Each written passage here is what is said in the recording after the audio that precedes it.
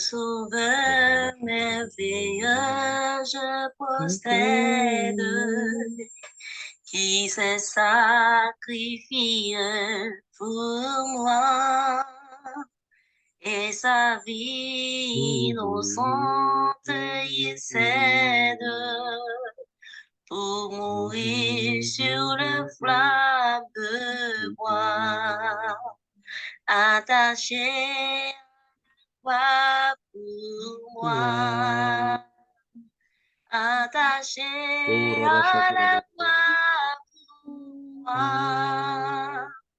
Il a pris mon péché, il m'a délivré, attaché à la croix pour moi. Il renonce à la gloire céleste pour le plan rédempteur de Dieu. L'apparence est la plus modeste, auquel prix pour me rendre heureux, attaché à la croix pour moi, attaché à la croix pour moi.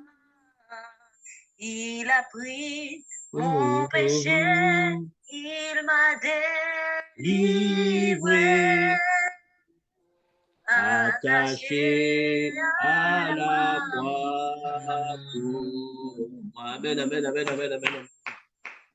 Alléluia, alléluia. Bien-aimé, Christ a été attaché à la croix pour nous. Et son sang a coulé jusqu'à la dernière goutte, il a rendu l'esprit. Tout est accompli, bien-aimé. Nous devons vivre maintenant dans cette foi, dans cette notion de ce que Yoshua est déjà mort à la croix. Et il est mort à la croix pour nous sauver. Dans nos moments de détresse, dans nos moments difficiles à cause des attaques diverses et variées de l'ennemi, nous devons confesser le nom de Yoshua.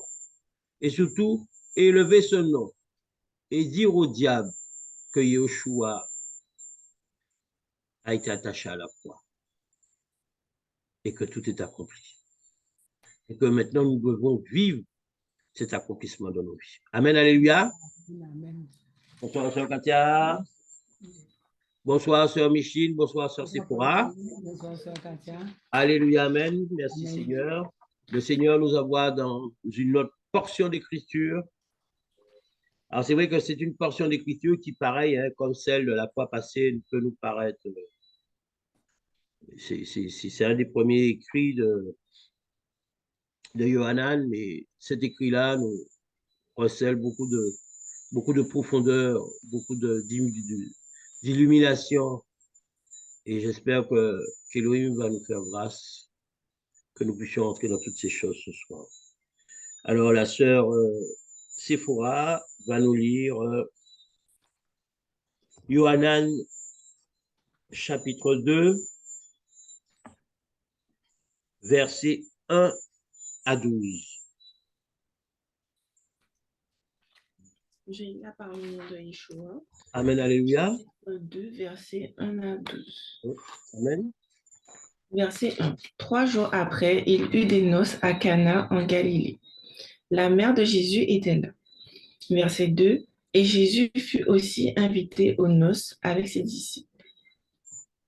Verset 3. Le vin ayant manqué, la mère de Jésus lui dit, ils n'ont plus de vin. Verset 4.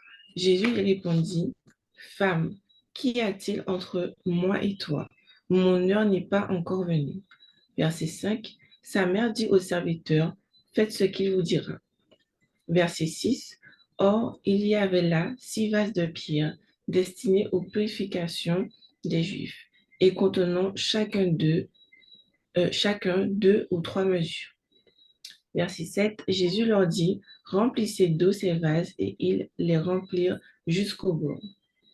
Verset 8. Puisez maintenant, leur dit-il, et portez-en à l'ordonnateur du repas. Et ils emportèrent. Verset 9. Quand l'ordonnateur du repas eut goûté l'eau changée en vin, ne sachant d'où venait ce vin, tandis que les serviteurs qui avaient puisé l'eau le savaient bien, il appela l'époux. Verset 10. Et il lui dit, tout homme sert d'abord le bon vin, tout homme, pardon, sert d'abord le bon vin, puis le moins bon après qu'on s'est enviré. Toi, tu as gardé le bon vin jusqu'à présent. Verset 11. Tel fut à Cana en Galilée le premier des miracles que fit Jésus. Il manifesta sa gloire et ses disciples crurent en lui. Verset 12. Après cela, il descendit à Capernaum avec sa mère, ses frères et ses disciples. Et il n'y demeure que peu de jours. Parole du Seigneur. Amen, alléluia, alléluia. Amen. Les divers bruits que nous entendons, bien aimés, nous pouvons y contribuer parce que nous ne sommes pas seuls. Comme la Bible nous le dit, hein, nous ne sommes pas dans le monde, hein, d'accord? Mais nous faisons partie du monde, hein, nous faisons partie du monde avec tous les aléas, hein, de voisinage que ça peut occasionner, que ça peut sous-entendre. Alléluia, amen. La Bible nous dit au chapitre 2 de Yohanan, et le troisième jour. Il faut savoir que juste avant, Yoshua avait quelque part composé son équipe, n'est-ce pas? Hein? Il avait vu les premiers disciples, on a parlé de ça la fois passée, hein? Il les a invités à venir avec lui et ils l'ont suivi, ils ont été d'accord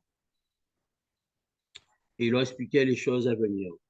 Et au verset 1 du chapitre 2, la Bible nous dit, et le troisième jour. Donc, le troisième jour, vous voyez encore là, le chiffre 3 ressort et le troisième jour. Pas le deuxième jour ou le premier ou le quatrième jour. Et le troisième jour. Sous-entendu, 3 jours après que Yoshua ait constitué son équipe. Est-ce que quelqu'un a compris? Il constitue son équipe de disciples comme étant les 12 disciples, n'est-ce pas? Donc, on parle là, on sait que le chiffre 12, c'est le chiffre de la fondation. Et la Bible dit, et le troisième jour. Donc, après le chiffre 12, fondation, 12 disciples, fondation de son ministère, comprenez bien. Là, maintenant, intervient le chiffre 3. Le chiffre 3, le chemin, la vérité, la vie, la mort et la résurrection de Yeshua Mashiach. 3. Nous savons que le chiffre 3 et le chiffre 7 sont les chiffres les plus usités. D'accord? Donc, après le chiffre 12 de la fondation, vient maintenant le chiffre 3. C'est aussi, quand on parle de jeûne à sec, on parle souvent de 3 jours. Ça peut être 7 jours, ça peut être 1 jour, mais on parle souvent de 3 jours à sec.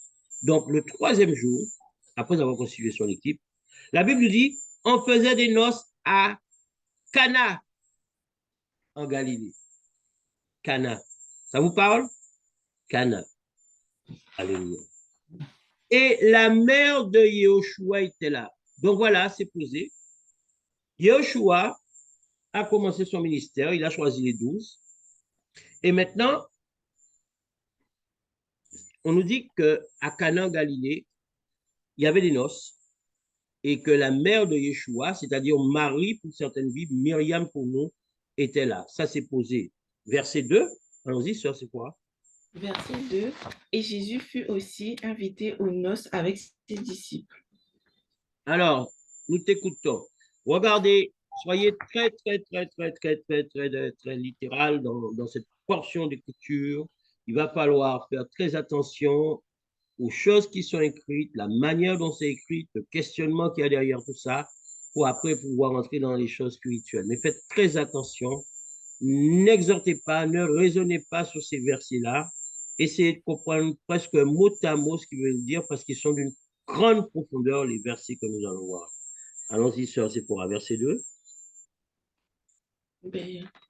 Que Jésus et ses 12 disciples ont été aussi invités aux noces qui se Alors, passaient vas-y, je n'ai pas entendu la fin. à Cana. Ok, ça t'inspire rien d'autre, ce verset? dans sa formulation? C'est comme si peut-être Vas-y, vas-y, sœur Sephora, on est là comme d'habitude. peut-être que le fait que c'est comme si au départ il n'était pas invité, non? Alléluia. C'est comme si au départ, on n'était pas invité. Donc, on sent que tu sens quelque chose, que tu as compris quelque chose, mais j'aimerais que tu es encore plus au fond. Regarde encore ce qui est écrit. Essaie de voir si tu sens là. Tu dis, c'est comme si au départ, ils n'étaient pas invités. On va creuser là-dessus. Je te laisse réfléchir encore. Sœur Cassia. Et la mère de Yoshua, donc, la mère, sa mère était déjà là d'avance. Mhm. Et Yoshua aussi.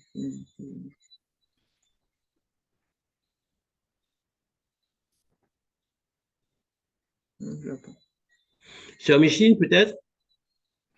Alors là, il dit que la mère de Mhm. Jésus, de Yeshua, était invitée. Tout d'abord, Mhm. c'était la mère qui était invitée. Mhm. Jésus a été invité. Et Mhm. puis les 12, enfin, c'est les disciples ont été invités. Donc, toi, tu vois ça comment? La mère a été invitée, Jésus a été invité, les 12 ont été invités. C'est ça, Sœur Micheline? Oui, c'est ce Ok. que, enfin, les disciples étaient invités. Donc après, donc c'était Marie avant, Jésus après. Oh, Marie avant, Jésus après. ouais, voilà, parce que moi, il dit la mère de Jésus était invitée. Donc c'était la première personne d'abord et OK. Jésus ensuite. OK. Sœur Sephora? Je pense qu'à un certain moment, en fait, quand Dieu a choisi ses disciples, c'est comme s'il y a une séparation entre lui et sa mère parce que Alléluia. Alléluia. Soyez très spirituel, très littéral dans cette portion d'écriture, parce qu'il y a beaucoup de choses qui vont venir, mais il faut être très spirituel, très littéral, et après les choses spirituelles vont entrer. La sœur Sephora a eu une première petite étincelle, et là, l'étincelle a grandi. Yeshua, il vient de faire la fondation, c'est ce qu'on a dit, hein? Fondation 12 piliers, 12 disciples. Il commence son ministère. Et là, la Bible nous dit que 3 jours après, le troisième jour, hein, je ne sais pas quoi, on en a parlé, hein, il y avait des noces à Cana, Galilée. Mais la Bible nous précise au premier verset que la mère de Yeshua était là. Ça veut dire que Marie, ou Myriam, selon, elle était déjà là. Alors, dites-moi, Myriam, c'est la maman de Yeshua? Mhm. Bon, plus trop maintenant, hein, maman est déjà partie, pas partie. Mais quand j'avais 10, 12, 15, 20, 19 ans, parce que, non, 18, parce qu'après l'armée, après la France. L'armée en Martinique et la France après. Donc, jusqu'à 18 ans, j'ai chez papa et maman. Donc, si mes parents ou ma mère étaient invités à un mariage, c'est quoi la logique? Alors maintenant, c'est vrai que les temps ont changé, hein? Mais je vous parle de ça dans les années, fin des années 70, où il y avait encore une autre éducation, il y avait un respect, il y avait toutes ces choses. Ben, ma mère était au mariage, donc mon père y était forcément, chez monsieur et madame mariés, et forcément, moi, j'étais obligé de suivre, j'ai pas d'autre choix. Amen. Alors, peut-être pas à 18 ans quand même, hein, mais jusqu'à 14, 15 ans, je n'avais pas le choix de suivre. Non, 17, 18 ans, c'était déjà autre chose. Mais à un certain moment, j'avais que le choix de suivre. Donc, comment expliquer que Yoshua, la mère Myriam est là et que Yoshua ne soit pas là en même temps qu'elle? D'accord? La sœur Sephora a bien compris, a bien senti la chose. La sœur Michel aussi l'a dit un moment. Normalement, euh, Myriam était là et Yoshua et Yosef. C'est toute la famille qui est invitée au mariage. Non, la Bible nous dit que la mère de Yeshua était là et Yeshua fut aussi invité. Ça sous-entend qu'il y a eu une deuxième invitation. La Michel a tutoyé cette chose. C'est venu dans sa pensée. Elle n'est pas allée jusqu'au bout, mais c'est venu dans sa pensée. Pourquoi? On nous dit que Yeshua fut aussi invité aux noces avec ses disciples. Alors, d'un côté, il y a Marie-Myriam, me suivez bien aimé. Et de l'autre côté, il y a Yeshua, mais Yeshua avec ses disciples. C'est-à-dire que là, déjà, il y a séparation. Est-ce que quelqu'un a compris? Mhm. Il y a d'un côté la maman de Yeshua, mais c'est comme si lui, Yeshua, avec ses 12 disciples, ça y est.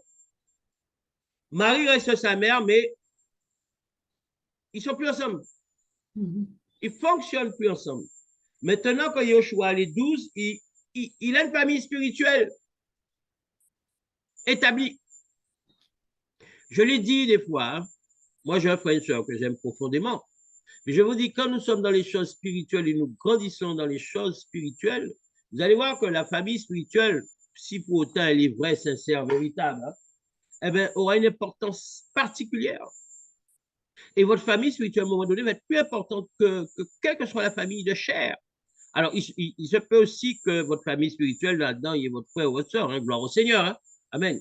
Mais c'est pour vous faire comprendre quelque chose, vos tantes, vos cousins, vos cousines. La famille spirituelle est plus importante. Les choses spirituelles sont plus importantes que toutes choses, bien évidemment. Je vais vous amener à ça, je vais vous amener à cette dimension de compréhension. Les choses spirituelles sont plus importantes que toutes choses. Que toutes choses. Et rien ni personne ne doit mettre en jeu la vie spirituelle de quelqu'un.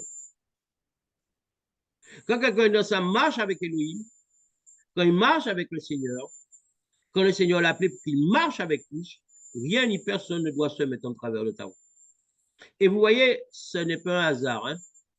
Mais j'ai reçu une vidéo aujourd'hui sur le groupe, parce qu'en dehors des vidéos que nous faisons sur YouTube, nous avons un groupe et deux ou trois choses encore. Hein?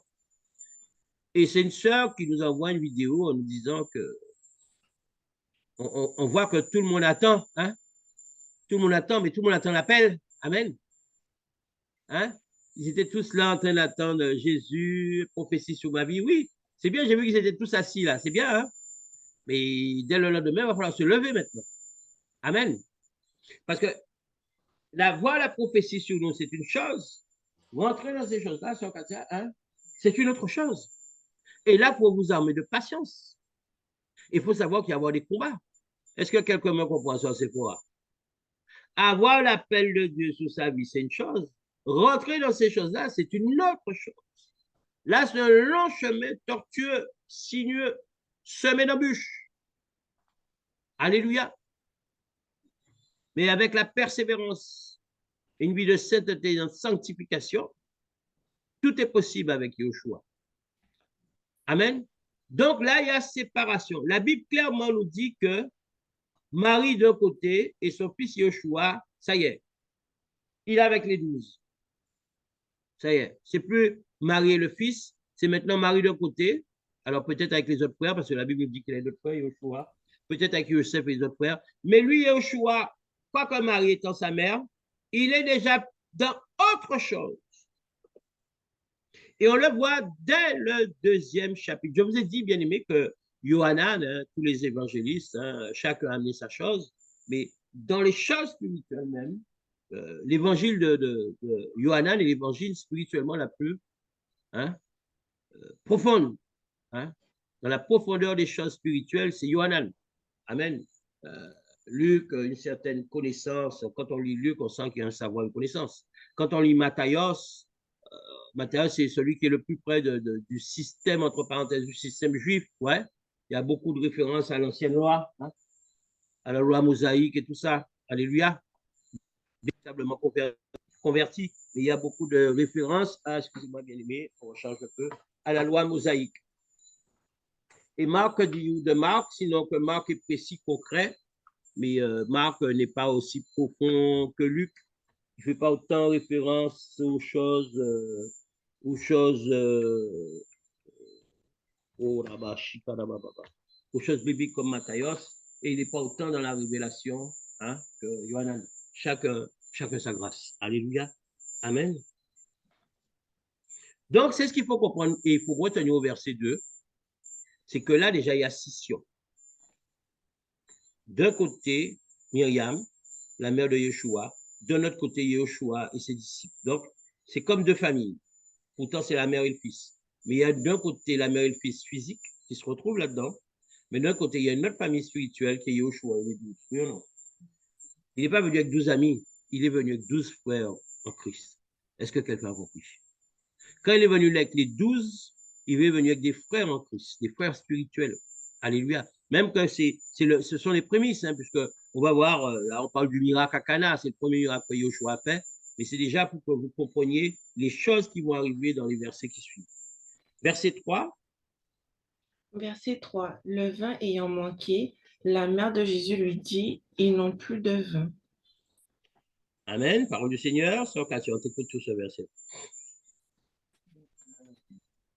La maman de Yeshua Hum, a remarqué qu'il manquait du vin mhm. et elle a été voir directement Yeshua pour lui dire Pour lui dire qu'ils n'ont qu'il y plus avait de un pain. manque de vin. OK. C'est tout ce que ça t'inspire pour le moment? Ou est-ce que tu découvres une réalité derrière tout ça? Mais la réalité, c'est que elle savait que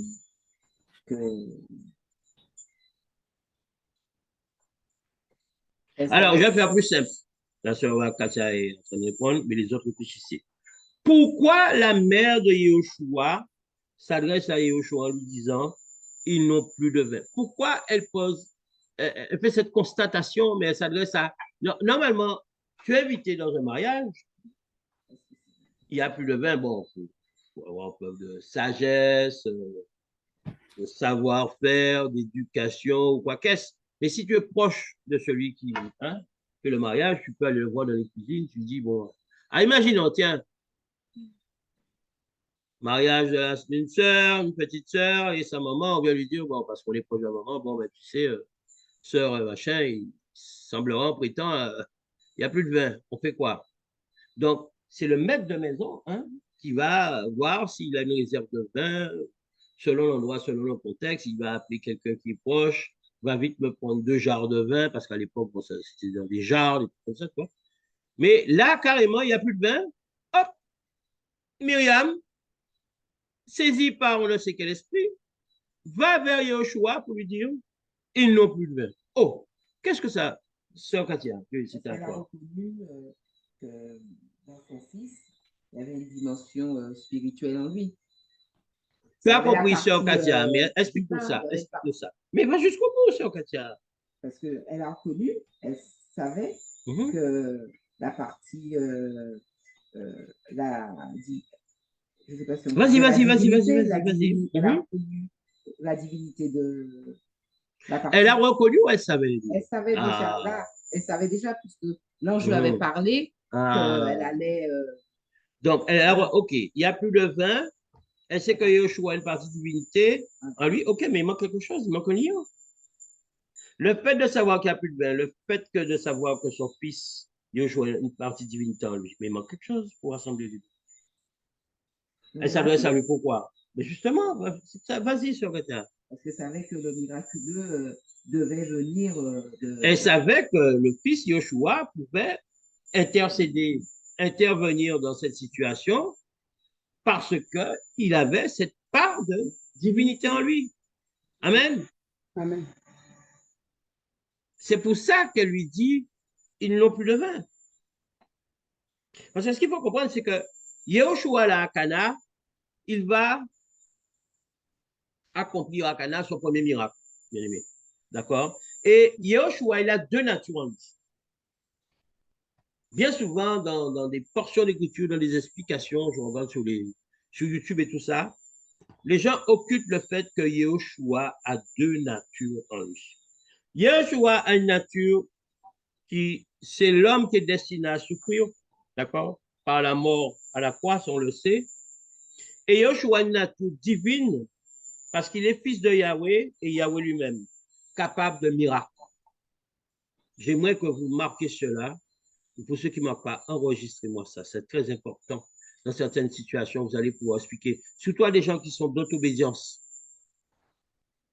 Ils ne comprennent pas certaines choses. Et ils sont encore dans des fausses doctrines depuis longtemps. Yehoshua a une double nature en lui. Il est 100% homme et il est 100% Dieu. Il est 100% homme par qui, sœur Micheline? Par qui? Par Marie. Non, tu n'as pas pris le temps. Si tu as pris le temps, tu aurais Ah, trouvé. Réfléchis. ah, C'est un ou l'autre, hein? Il est 100% homme par qui, sœur Micheline? euh, par Dieu. Mais non, c'est un ou l'autre. Ça veut dire que ce n'est pas Marie, c'est Yosef. Ouais. Il est 100% homme par Yosef, Mhm. mais il est 100% Dieu par Marie. Parce que c'est l'ombre de Yahweh a recouvert Marie. Donc, spirituellement et tout, c'est le Saint-Esprit, c'est Dieu même, le Père de Yoshua. D'accord? C'est Yahweh qui s'est fait chair. Mais physiquement, par sa nature humaine, puisque Yahweh ne pouvait pas descendre en tant que Dieu, puisque le diable dit, ouais, mais tu es en tant que Dieu. C'est pour ça que Yahweh s'est fait homme. Est-ce que quelqu'un a compris?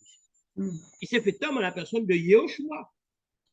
Pour que le diable ne dise pas, ouais, mais bon, c'est surnaturel, qu'est-ce que tu viens faire? Donc, il est venu en tant qu'homme. Mais dans cette nature d'homme, Yoshua aussi avait cette double identité, cette double nature. Il était 100% homme, mais il était aussi 100% Dieu. Est-ce que quelqu'un a compris? C'est bon, sœur Katia?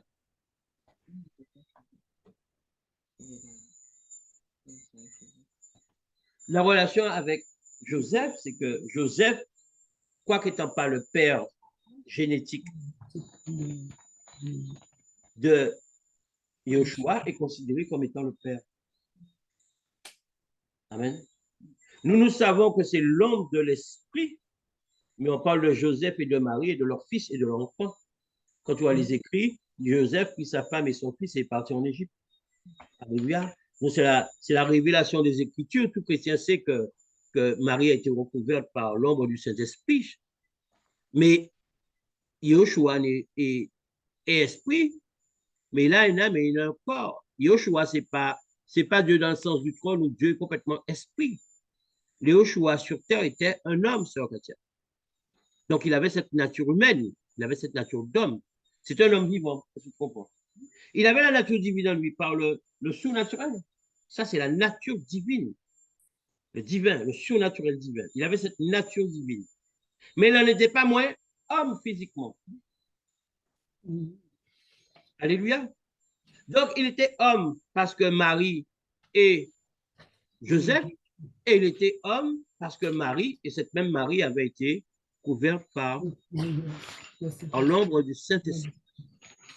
Il y a un côté spirituel qui vient sur Marie, donc, qui a permis à Yoshua d'avoir cette nature divine, d'accord? Et physiquement, comme il est homme, donc là, c'est la nature humaine. Mais pour qu'on puisse dire qu'il s'est fait homme, chair humaine, il faut qu'on reconnaisse après que son beau-père, entre parenthèses, celui qu'il a élevé, était considéré comme son père, Joseph. Sinon, il aurait été 200% divin. Est-ce que quelqu'un a compris? Mais s'il était 200% divin, il ne pouvait pas être chair. Je ne sais pas, c'est profond ce qu'on dit ce soir-là. Hein? D'accord? S'il était 100% esprit, ben, il ne serait pas fait en tant que Yoshua, il serait esprit. Or, Yoshua, de son vivant, c'est un être fait de chair et de sang comme nous tous là. Amen, puisqu'il a été crucifié à la croix. D'accord? Donc, c'est pour ça que les Écritures nous disent qu'il était 100% homme et 100% esprit, 100% Dieu. Et là, l'exemple de Marie et Joseph ne sont que des exemples, c'est pour mieux comprendre.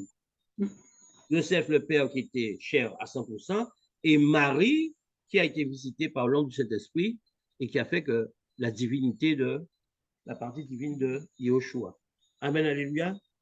Ah, alléluia, amen. Je vous ai dit, hein, accrochez-vous. Parce qu'on va entrer dans des choses. Donc voilà pourquoi la mère de Yoshua lui dit, ils n'ont plus de vin. Amen. Verset 4, sœur, c'est quoi? Verset 4, Jésus lui répondit, Femme, qu'y a-t-il entre moi et toi? Mon heure n'est pas encore venue. Alors, je t'écoute sur ce point. Après, ce sera Micheline, après la soirée. Alors, allons-y de manière très littérale pour pas partir à droite-gauche. Allons-y dans ce verset-là. Regarde vraiment comment c'est écrit, comment c'est formulé, rentre dans chaque portion, chaque groupe de mots, même s'il n'est pas grand. Il dit beaucoup de choses. Alors, je vais t'aider un peu. Dans ce verset 4, il y a 3 volets. Amen. Essaie de comprendre, de voir où sont les 3 volets et rentre dans sa sœur. C'est tout. Dans ce volet 4, il y a 3 volets. Je parle dans les choses spirituelles, dans la profondeur. de l'explication de la parole. Essaie de trouver ces 3 volets et après, essaie de rentrer dans chacun de ces volets. Alors, Jésus s'adresse à Marie comme si ce n'était plus. En fait, là, il y a vraiment. C'est plus une séparation, mais une distinction. Ça veut dire qu'il ne la considère pas comme sa mère parce qu'il l'appelle femme, Mhm. premièrement. Ensuite, deuxièmement, il dit qu'y a-t-il entre moi et toi? Pour moi, je pense que c'est dans le sens que euh, avant d'avoir un lien entre elle et Jésus, ben, Mhm. d'abord, il y a un lien entre Jésus et Dieu, Mhm. je pense. Et par rapport à mon temps n'est pas encore venu, c'est dû au fait que c'est pas le moment, c'est pas encore venu le moment pour qu'il soit crucifié sous la croix. Mhm. Excellent tout ça. Tu veux développer encore ou pas? Je Et pense qu'il y a quelque chose encore à dire. Tu as saisi l'essentiel. donc c'est comme si, en fait, quelque part quand lui dit qu'il y a entre moi et toi, ça veut dire que c'est pas, elle doit, pas qu'elle doit pas recevoir, pas qu'il doit pas recevoir d'autre de sa part, mais c'est pas lui qui doit, c'est pas Alors, elle qui doit rendre compte, je vais entre guillemets. essayer, on va essayer d'avancer. Sœur Micheline, alors, on va revenir après ce point. Réfléchis si tu as encore un truc à dire. Sœur Micheline, ça dit quoi? Alors, C'est 4. Jésus Ça t'interpelle en répondit, quoi? On a femme, bien entendu Mich Sephora qui nous a dit beaucoup de choses très hum, profondes. Mais toi, qu'est-ce hum. que tu dis? Alors, Déjà, Jésus, as-tu trouvé les 3 portions? alors, Jésus lui répondit, Mhm, euh, femme, qu'y a-t-il mhm, entre toi et moi? mhm. Et, et que son heure n'est pas encore arrivée. Mhm. Alors,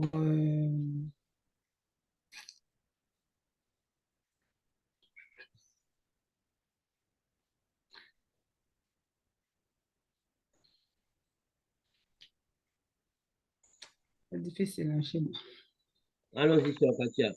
Bah, allez, c'est Michel. compliqué. Michel réfléchit toujours. Allons-y. Yoja, il dit, qu'y a-t-il entre toi et moi, femme? Mhm, Mon heure n'est pas encore venue. mhm, Pour moi, ça m'inspire que le côté divin mhm, euh, ne doit pas encore se mhm. manifester.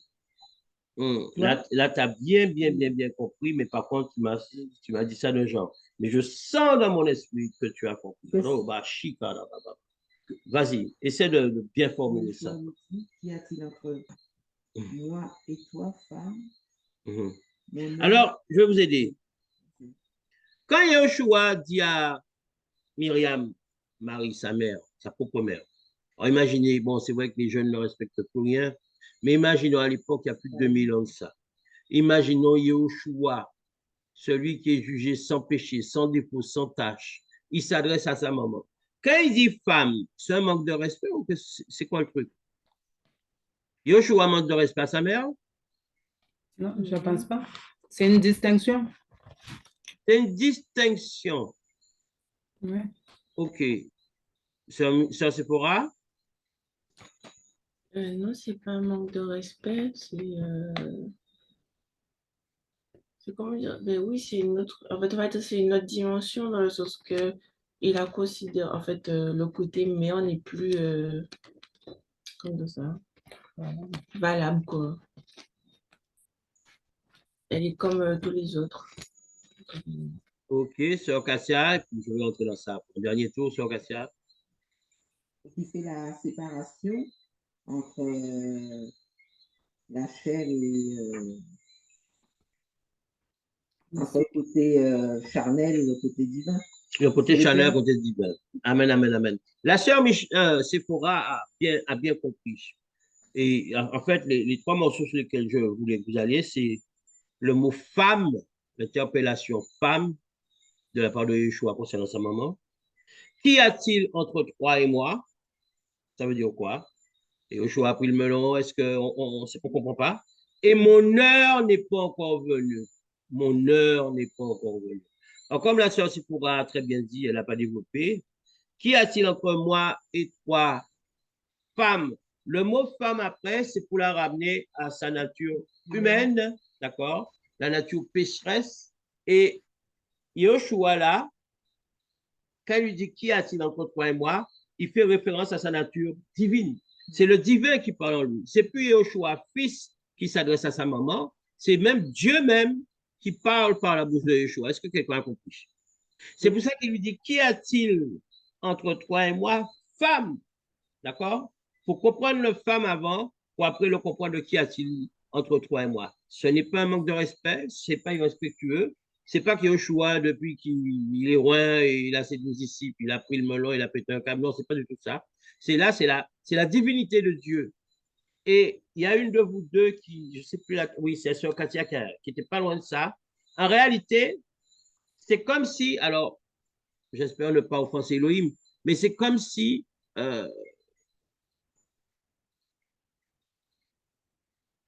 Myriam le découvre quelque part. Myriam le pousse à aller faire un miracle. Est-ce que quelqu'un a compris? C'est comme si Myriam voulait décider pour lui. Mais elle pouvait décider pour lui parce que sa nature de mère, mais Yeshua, en tant que Dieu lui-même, capable de faire des miracles, il n'avait pas d'ordre à recevoir de Myriam. Est-ce que quelqu'un a compris? Et c'est pour ça que si tous nos frères et sœurs avaient cette profondeur dans les versets, ils comprendraient que Yeshua, Myriam, était la mère de Jésus. Point à la ligne. Myriam était la mère de Jésus. Point à la ligne. Et qu'à partir du moment où Yeshua a eu les 12 disciples avec lui, il a commencé son ministère, à ce moment-là, Yeshua s'est détaché de sa mère physique parce qu'il était un être spirituel et il devait être dans ce qu'il avait à faire, dans aller sa mission, il devait être qu'accompagné de gens spirituels. C'est pour ça que dans beaucoup d'obédience, et Maman Marie, et on prie Maman Marie et Maman Marie, mais c'est une ineptie, bien aimé. Parce que ce n'est pas ce que les Écritures nous disent. Dès que Yeshua est entré dans son ministère, il a commencé son ministère, la nature divine qui est en lui l'a éloigné de sa maman. Est-ce que quelqu'un a compris?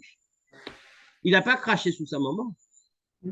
Sa maman n'est plus devenue sa maman, mais il s'en est éloigné parce que les choses spirituelles. Et c'est tellement vrai, nous allons dans d'autres portions d'écriture aussi, ça c'est notre texte principal, mais nous allons un peu comprendre mieux les choses. Quand il dit « mon heure n'est pas encore venue », il faisait référence à la croix, comme l'a dit la sœur Sephora, si je ne me trompe pas. Et quand il va aller à la croix, quand il va, son sang va couler jusqu'à la dernière goutte et qu'il va rendre l'esprit, c'est alors qu'il redeviendra Yoshua fils. Est-ce que quelqu'un comprend? Oui. Ce n'est qu'à ce moment-là il va devenir Yoshua fils. C'est-à-dire de Cana, quand il dit qu'y a-t-il entre toi et moi, femme, jusqu'à ce qu'il rende l'esprit, il était dans une dimension du divin, du surnaturel. Et il va redevenir fils au moment où il sera suspendu à la croix, que son sang va couler jusqu'à la dernière goutte et qu'il rendra l'esprit. Allons dans une portion de l'Écriture pour mieux comprendre ces choses. Allons-y, Yohanan chapitre 19, alors toujours le même livre, mais on va au chapitre 19, un seul plus. Et la sœur Sephora va nous lire du verset 26 à 30.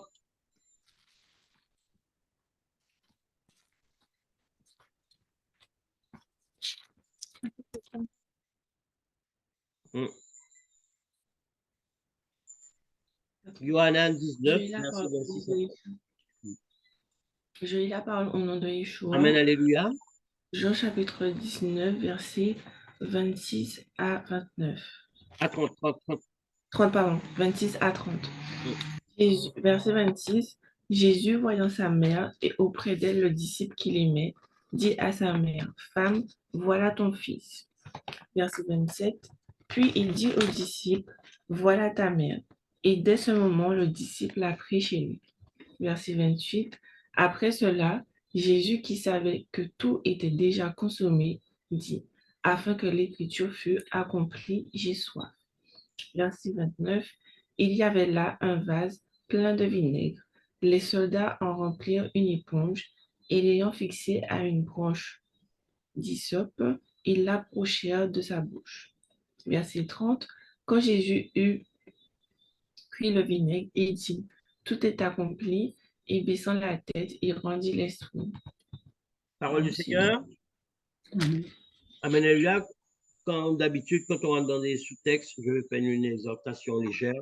Je sais juste vous expliquer quelque chose. On ne va pas décortiquer un sous-texte, sinon on ne va pas s'en sortir.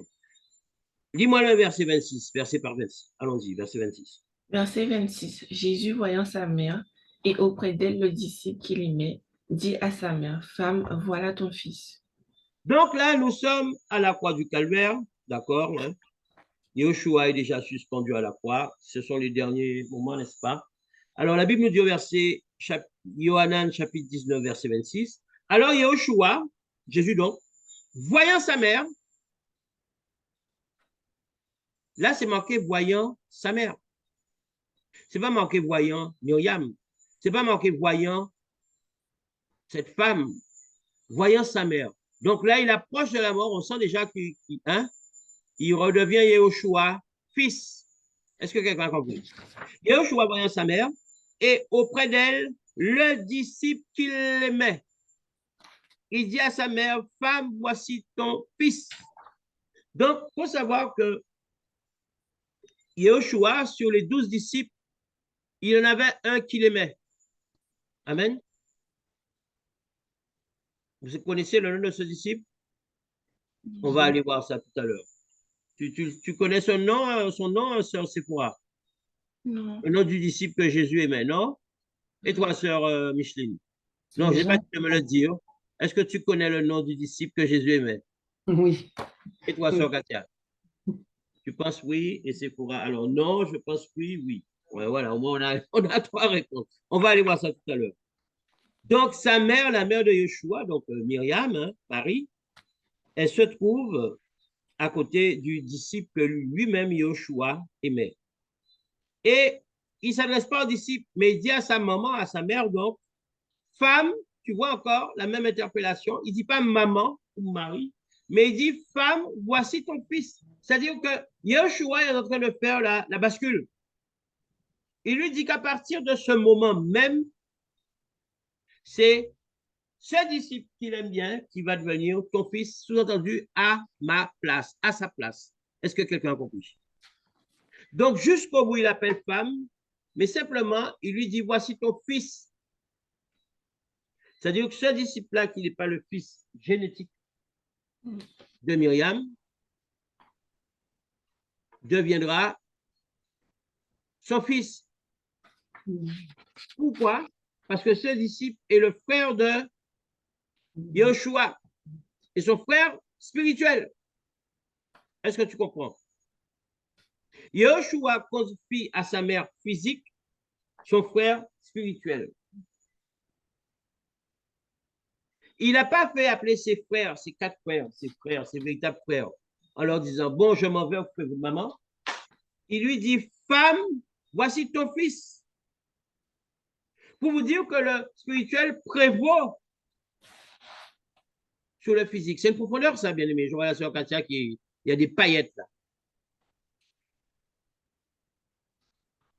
Le spirituel prévaut sur les choses physiques. Yeshua, sachant toutes choses à venir, il va rendre l'esprit, il va mourir, son sang va être versé sur la dernière goutte. Il confie sa mère, non à ses 4 frères physiques, mais il confie sa mère aux disciples, c'est-à-dire aux disciples qu'il aimait, à son frère spirituel. C'est-à-dire qu'il a plus confiance en le disciple qu'il aimait qu'à ses 4 frères. Est-ce que quelqu'un a compris? Maintenant, si vous dites à votre soeur, à votre père, moi, c'est les choses spirituelles, c'est mes véritables frères et frères spirituels, ils vont bouder. Hein? Ils vont bouder. Ils vont bouder parce qu'ils ne sont pas dans les Écritures. Ils ne peuvent pas comprendre ces choses-là. Les choses de l'esprit ne peuvent être comprises que si on est nous-mêmes esprit. Mais pour que tu sois esprit, il faut rentrer un peu, mettre le nez dans la Bible. Sinon, tu ne pourras pas être esprit. On ne se lève pas comme ça un matin, on dit qu'on est esprit. Non. Il faut écouter la parole. Il faut quoi? Il faut être baptisé d'eau et du Saint-Esprit. Il faut que ton esprit humain soit rattaché au Saint-Esprit de lui. Et c'est alors que, par grâce, tu comprendras les choses de l'esprit. Yeshua n'a pas confié sa mère à ses 4 frères. Il a confié sa mère à son frère spirituel, celui qu'il préférait, celui en qui il avait confiance, celui qui dormait sur son épaule, la Bible dit. Oui ou non? Alléluia. Verset 27. Verset 27. Puis il dit aux disciples, voilà ta mère. Et dès ce moment, le disciple l'a pris chez lui. Alléluia. Confirmation de ce que vous venez de dire. Yeshua ensuite dit aux disciples, voici ta mère, en parlant de sa mère Myriam. Et la Bible nous dit que dès cette heure-là, comprenons par là, à ce moment-là même, le disciple prit chez lui la mère de Yeshua.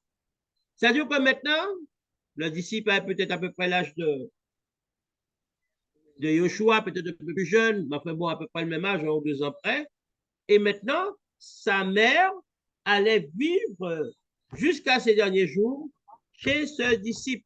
C'est-à-dire ce disciple-là, c'est lui qui allait s'occuper de la maman de Yeshua, de Marie. Donc, ça veut dire subvenir à ses besoins, en manger, en boire, en vêtements, jusqu'à la fin. À cette époque-là, il n'y a pas d'hôpitaux. Hein. Les gens s'occupaient de leurs parents, il n'y avait pas d'EHPAD, il n'y avait pas tout ça. Donc, ça veut dire que jusqu'à ses vieux jours, Myriam, Marie, maman de Jésus, a été confiée aux disciples que Jésus aimait. Vous voyez comment nous sommes dans les choses spirituelles? Et c'est parce qu'elle a été confiée aux disciples que Jésus aimait, certainement qu'elle s'est retrouvée parmi les 120. Est-ce que quelqu'un comprend? Ah, merci Seigneur pour ta grâce. C'est parce qu'elle a été confiée à ce disciple-là qu'elle a été dans ces 120. Parce que ce disciple-là, il était parmi les 120 à la chambre. Oui ou non? Et la Bible nous dit après, dans Acte 1, qui est juste après, puisque nous sommes à Yohanan 19, Yohanan 20 sur 21 chapitres de mémoire. C'est pour ça qu'on retrouve, parce que Yeshua, il faut bien comprendre, Yeshua, c'est sa nature divine là. Il sait les choses à venir. Donc, pour que sa mère puisse être convertie, il fallait qu'elle soit chez le disciple qu'il aimait du matin au soir. Est-ce que quelqu'un a compris? Qu'elle entende parler de Jésus, qu'elle soit convaincue par la parole, le Fils est mort et tout ça, et voilà ce qui se passe, et voilà qu'elle est baptisée, etc., etc. Parce qu'avant ça, la Bible ne nous dit pas qu'elle est baptisée, qu'elle est quoi que ce soit. On comprend par là que Marie était avec les autres frères, il ne faisait pas qu'à l'œil Yeshua, hein? Parce que Yeshua était avec ses disciples exerçant son ministère. Mais là, quand Yeshua, en fait, c'est comme une clé. Quand Yeshua la confie à Yohanan, Yeshua sait que sa mère Myriam va rentrer dans les choses spirituelles. Amen. Et que par voie de conséquence, elle va parler aux 4 autres fils qui aussi vont rentrer. Puisque la Bible nous dit dans Acte 1 que Myriam, la mère de Yeshua, ses frères, ils faisaient partie des 120. Oui ou non? On a déjà lu ça. Amen. Donc, voyez un peu, la Bible ne se contredit pas, bien aimé. La Bible ne se contredit pas. Amen. Verset 28. Verset 28. Après cela, Jésus, qui savait que tout était déjà consommé, dit afin que l'écriture fût accomplie, j'ai soif. Donc là bien sûr, là, mon but à moi, c'était surtout de vous amener dans cette chose. Donc, alors, là, maintenant, on voit que Yeshua, par rapport aux Écritures, là, on va aller un peu plus vite, on va exhorter. Hein. Il a dit qu'il a soif, hein, qu'il avait un vase plein de vinaigre, et comme les Écritures le disent, ils empirent le vinaigre une éponge, ayant mis issu de l'hysope, hein, c'est un arbre particulier, ils lui présentèrent des feuilles d'hysope, lui présentèrent à la bouche, d'accord? Et quand Yoshua a pris le vinaigre, il dit, tout est accompli. Et ayant baissé la tête, il rendit l'esprit. Vous voyez, bien aimé. On a tendance à dire, il rend l'âme, il rend l'âme, il rend l'âme. Moi-même, je citais ce mot, il rend l'âme. C'est depuis que j'ai découvert les Écritures que j'ai compris que Yoshua a rendu l'esprit. Parce que quand on meurt, l'esprit, Yahweh vient récupérer quoi? Son esprit. Parce que nous sommes esprits. À l'instar de Yoshua, nous sommes esprits. Donc, quand nous mourons, la première chose que nous rendons, c'est l'esprit. Nous sommes esprits. Nous avons une âme qui est le siège de nos émotions et nous vivons dans un corps. Ce corps-là, à la fin, ben, il ira à la terre, puisque nous sortons de la terre et nous retournerons à la terre. Mais nous sommes esprits. Donc, c'est pour ça que quand nous mourons, la première chose qui se passe, c'est que nous rendons l'esprit tout comme Yahushua. Amen. Donc, confirmons par là que nous sommes véritablement esprits et nous avons une âme, nous vivons dans un corps. Parce que nous sommes à la ressemblance de Yahushua. Si Yahushua rend l'esprit, ça veut dire que tout chrétien, quand il meurt, la première chose qui se passe, c'est qu'il rend l'esprit. Amen, alléluia. Conformément aux Écritures. Et la Bible nous dit que tout est accompli. Bien aimé, la fin de la période de la première alliance n'a pas eu lieu à la naissance du Seigneur. Amen.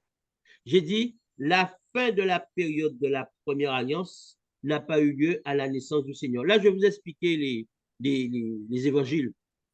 Hein? Pourquoi les évangiles, dans la plupart des Bibles, ils considèrent que c'est le Nouveau Testament. Amen. Et que c'est une hérésie. Parce que la fin de la période de la première alliance n'a pas eu lieu à la naissance du Seigneur. D'accord? Et Galates 4, verset 4 nous dit que Yoshua, Jésus, il est né sous la Torah de Moshe, c'est-à-dire sous la Torah de Moïse. Quand Yoshua est né, il est né sous Moshe, bien aimé. C'était la Torah de Moshe qui s'exerçait. Et le récit des évangiles, là, les 4 évangiles, d'accord, il atteste que depuis sa naissance jusqu'à sa mort, Yoshua a scrupuleusement respecté et accompli toute la loi. Je vous ai donné l'exemple quand Yoshua était en train d'écrire à terre. Et que les pharisiens, ils avaient trouvé quoi? Une femme, un couple en flagrant délit d'adultère. Vous vous rappelez de ça? Alors, la Bible nous explique pas pourquoi, mais c'est seulement la femme qu'ils ont amenée. À quoi que l'homme avait le droit d'être adultère, hein? Et pas les femmes. Et qu'ils voulaient piéger Yahushua.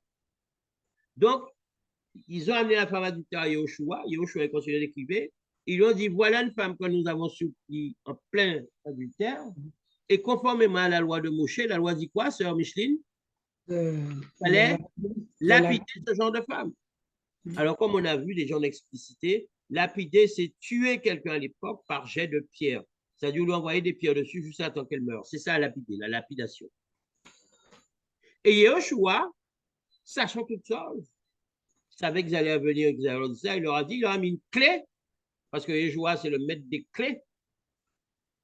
Il leur a dit que le premier d'entre vous qui n'a pas péché lui jette la première pierre.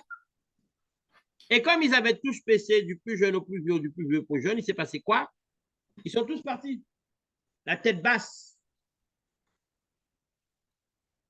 Et Yeshua dit à cette femme adultère, toujours en continuant d'écrire ce qu'il avait écrit à terre, va et ne pêche plus. Après la suite de l'histoire, on ne sait pas. Amen. Donc Yeshua, jusqu'à son dernier souffle de vie, il a respecté la Torah de Moshe.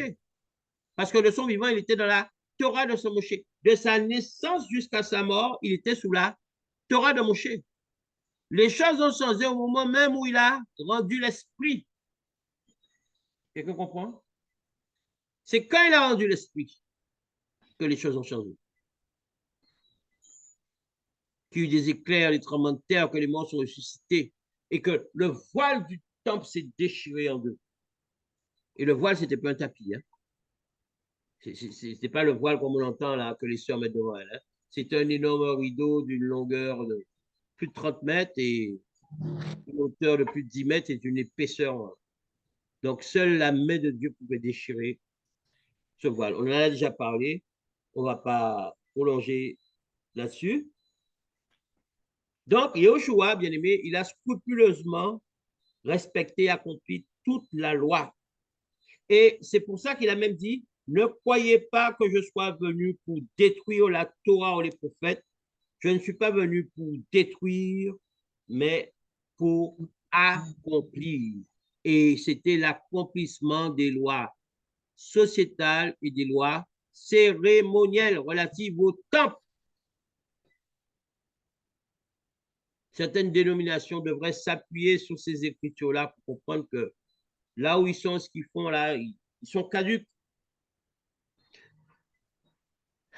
Aller dans l'impudicité, l'argent, toutes ces choses-là, c'est pas bientôt non pas le Seigneur. Mais être têtu, être dans l'enfermement, refuser de comprendre les Écritures ou les comprendre, mais ne pas les exercer, ne pas appliquer comme c'est écrit, c'est aussi condamnable. Il n'y a pas de petit péché. Amen. Si vraiment t'es endoctriné, Yahweh, c'est toute chose. Mais si la lumière vient à toi par le biais des Écritures et que tu t'entêtes à rester dans là où tu es par rapport à la doctrine qui t'est imposée, tu sais que ce n'est pas vrai, tu auras des comptes à rendre avec le Seigneur de la même manière que celui qui fait des mauvaises choses dans ces églises où il y a l'esprit. Quelqu'un a compris? Hein? Parce que pour Elohim, il n'y a pas de petit péché. Ou tu es conscient ou tu n'es pas conscient. Tu n'es pas conscient des choses, ben faire grâce jusqu'à temps qu'il t'éclaire. Mais à partir du moment où tu es conscient, il n'y a pas de petit péché. Il faut arrêter. Pareil, si tu sais que tu te mettais sous Marie pour prier, il faut arrêter. Les l'hostie, toutes ces choses-là, il faut arrêter. Il faut arrêter, c'est la parole, bien-aimé. C'est la parole. Moi, je ne vais pas adapter mon propos. Moi, je vais vous dire que les Écritures, en espérant que ces Écritures-là vont transformer votre vie avec douceur et tempérance, mais que les Écritures. Amen, alléluia. Donc, on va retourner à... Donc, on va essayer quand même de voir de quel disciple on parlait avec précision, parce que la sœur Micheline croit savoir, la sœur Katia entre les deux, hein, et la sœur Sephora ne sait pas. Donc, sœur Sephora, allons-y. On va parler du disciple. Yohanan, chapitre 21. Rien toujours dans Yohanan, hein. Et pas de grande gesticulation. Alléluia. Et tu vas nous lire du verset 18 au verset 25.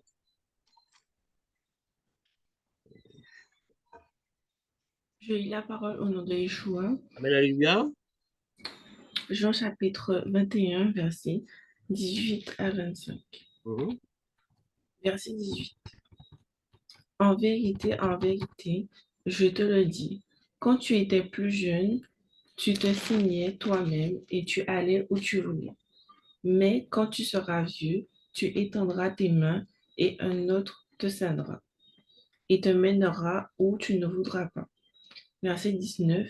Et dit cela pour indiquer par quelle mort Pierre glorifierait Dieu. Et ayant ainsi parlé, il lui dit, suis-moi. Verset 20. Pierre s'étant retourné, vit venir après eux le disciple que Jésus aimait, celui qui, pendant le souper, s'était penché sur la poitrine de Jésus et avait dit, Seigneur, qui est celui qui te livre? Verset 21. En le voyant, Pierre dit à Jésus, et celui-ci, Seigneur, que lui arrivera-t-il? Verset 22. Jésus lui dit, si je veux qu'il demeure jusqu'à ce que je vienne, que t'importe? Toi, suis-moi. Verset 23. Là-dessus, le bruit courut parmi les frères que ce disciple ne mourrait point. Cependant, Jésus n'avait pas dit à Pierre qu'il ne mourrait point. Mais si je veux qu'il demeure jusqu'à ce que je vienne, qu'importe. Verset 24. C'est ce disciple qui rend témoignage de ces choses et qui les a écrites. Et nous savons que son témoignage est vrai. Verset 25. Jésus a fait encore beaucoup d'autres choses. Si on les écrivait en détail, je ne pense pas que le monde même pût contenir les livres qu'on écrirait. Parole du Seigneur. Amen, alléluia. Quelle belle portion d'écriture. Allons-y, sœur Sephora, à Yohanan 21, chapitre 21, verset 18 à 25, verset par verset. Verset 18. En vérité, je te le dis, quand tu étais plus jeune, tu te saignais toi-même et tu allais où tu voulais. Mais quand tu seras vieux, tu étendras tes mains et un autre te ceindra et te mènera où tu ne voudras pas. Mhm. Qu'est-ce que c'est que ça? Cher Sephora, on t'écoute. Qui parle, qui dit quoi, qu'est-ce que ça veut dire ça?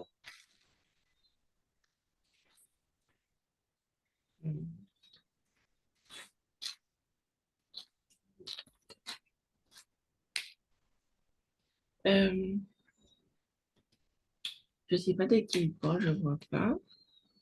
Alors, pour Non. t'aider un peu, juste avant, euh, Yoshua est mort, donc voilà, ils ont pensé que c'était, ils n'étaient pas vraiment entrés dans la dimension spirituelle, donc ils ont pensé que Yoshua allait prendre les armes contre les Romains qui les avaient envahis, alors que Yoshua venait bien les délivrer, hein? Mais spirituellement, pas physiquement, pas les armes à la main. La délivrance que Yoshua nous a amenée, c'est une délivrance spirituelle. D'accord? C'est pas question de prendre les armes contre les Romains, de bouter les Romains hors de Judée ou de je ne sais où. Non, c'est une délivrance spirituelle. Et Pétros, on sait très bien que Pétros, il était comme ça au niveau de la foi. Pétros, un coup, était là, un coup, il était là. Un coup, il était là, un coup, il était là. Pétros avait une foi variable. Hein. On l'a vu hein, quand il a vu Yoshua sous les eaux. Il a dit, Seigneur, dis-moi de te rejoindre. Et le Seigneur lui a dit, viens. Il a fait 2, 3 pas, n'est-ce pas? Et après, il a commencé à s'enfoncer parce qu'il a douté. Il était prêt, il a coupé l'oreille d'un garde. Il était prêt à tuer tout le monde. Il était prêt à faire des choses et des choses. Il est resté avec Yoshua comme gage de fidélité, hein, jusqu'à la croix du calvaire. Mais par 3 fois, il a fait quoi? Il a renié hein, quand il a été découvert. Quand une femme lui a dit, mais n'est-ce pas celui-là qui était avec Yoshua? Il a dit non, non, non, non. Et conformément à la parole, Yoshua lui avait dit que qu'avant que le coq ne chante 2 fois, il se passerait quoi? Qu'il aurait renié combien de fois? 3 fois. On retrouve le chiffre 3, le fameux chiffre 3 dont on a parlé. Amen, alléluia. Donc on est là. Et là, le maître, donc Yahushua, il est en train de révéler à Pétros sa mort. C'est-à-dire dans quelles circonstances il va mourir. Là, le verset 18, là, c'est Yahushua qui s'adresse à Pétros. Allons-y maintenant. Donc, Jésus dit à Pétros que étant plus jeune, il se... Comment dire ça? C'est comme si, pour moi, je pense que c'est s'imposer les mains ou Non, faire- je te dis, c'est vrai que un peu compliqué ce mot-là, si on n'a pas l'habitude. Quand tu étais jeune, tu te saignais toi-même. Se saigner, c'est quoi ça? Se ceindre. La ceinture. D'accord? À l'époque, ils avaient des grandes robes. On est d'accord, des toges. Alors, se ceindre, c'était mettre la ceinture et puis bien l'attacher, quoi. OK? D'accord? Pour être propre, un peu comme si moi, je mets ma ceinture. Quand j'ai pas mon jogging, quand j'ai mon pantalon, je mets une ceinture. D'accord? Donc, on se ceint, se ceindre. D'accord? Toi-même, et tu allais où tu voulais. Ça veut dire qu'il était maître de lui-même, de ses mouvements. Mais quand tu seras devenu vieux, tu étendras tes mains et c'est un autre qui te ceindra et te portera où tu ne voudras pas. Il est entendu le temps de lui annoncer les choses à venir à Pétros. Parce que Yoshua savait déjà comment Pétros allait mourir. Est-ce que quelqu'un a compris? Amen. Yoshua savait comment Pétros allait mourir. Pétros s'était approché de Rome, mais au dernier moment, il a fait demi-tour. Et il a rencontré Yoshua, qui était déjà mort et ressuscité, qui lui a dit, mais Covadis, où vas-tu? Il a dit que ta mission, c'est à Rome. Et la Bible nous dit, hein, c'est à ce moment-là que Pierre, il est retourné à Rome. Et il a demandé d'être crucifié comme Yoshua, mais par rapport à tout ce qu'il avait fait, il voulait montrer à Yoshua que pour sa mort, il avait fait encore plus que tous les autres. C'est lui-même qui a demandé d'être crucifié la tête en bas. Alléluia. Pierre, quand il a été attrapé à Rome, jugement sommaire, bien sûr, hein, parce qu'il fallait qu'il soit tué, Pétros a demandé à ce qu'il soit crucifié, mais la tête en bas. Et Pétros a été crucifié, la tête en bas. Amen. Le même Pétros qui a parlé aux 3000, le même Pétros qui s'est levé après que l'Esprit Saint soit descendu sur les 120, comme étant le leader des 12, hein, n'est-ce pas? Hein? Eh bien, Pétros a été crucifié, la tête en bas. Amen, alléluia. Donc, là, il lui explique comment ça va se passer. C'est un autre qui te scindra, il te portera ou te voudra pas, c'est-à-dire qui t'amènera vers le crucifix. Hein? Alléluia. Verset 19. Verset 19. Il dit cela pour indiquer par quel mot Pierre glorifierait Dieu. Et ayant ainsi parlé, il lui dit, suis-moi. D'accord? Il lui dit cela pour indiquer par quel mot il glorifierait Dieu. Voilà, il va être crucifié, la tête en bas. Allons-y, verset 20.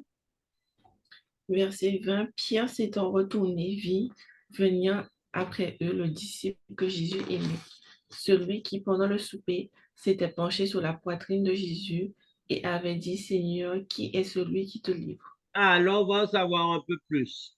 Là, on arrive carrément sur le disciple que Jésus aimait, n'est-ce pas? On a vu que Yeshua, il a confié sa mère à qui? Au disciple qu'il aimait. On est d'accord? Et là, maintenant, on est sur ce disciple-là que Jésus aimait. Alors, allons-y, je t'écoute, verset 20. Alors, mais quand ils étaient en train de marcher, Jésus et Pierre, du coup, Pierre s'est retourné et a vu pardon, venir le disciple que Jésus aimait derrière eux. Et le disciple que Jésus aimait, c'était celui qui était penché sous la poitrine de Jésus et qui avait demandé à Jésus comment dire ça? Qui va le trahir. Sœur Katia, quelque chose à ajouter?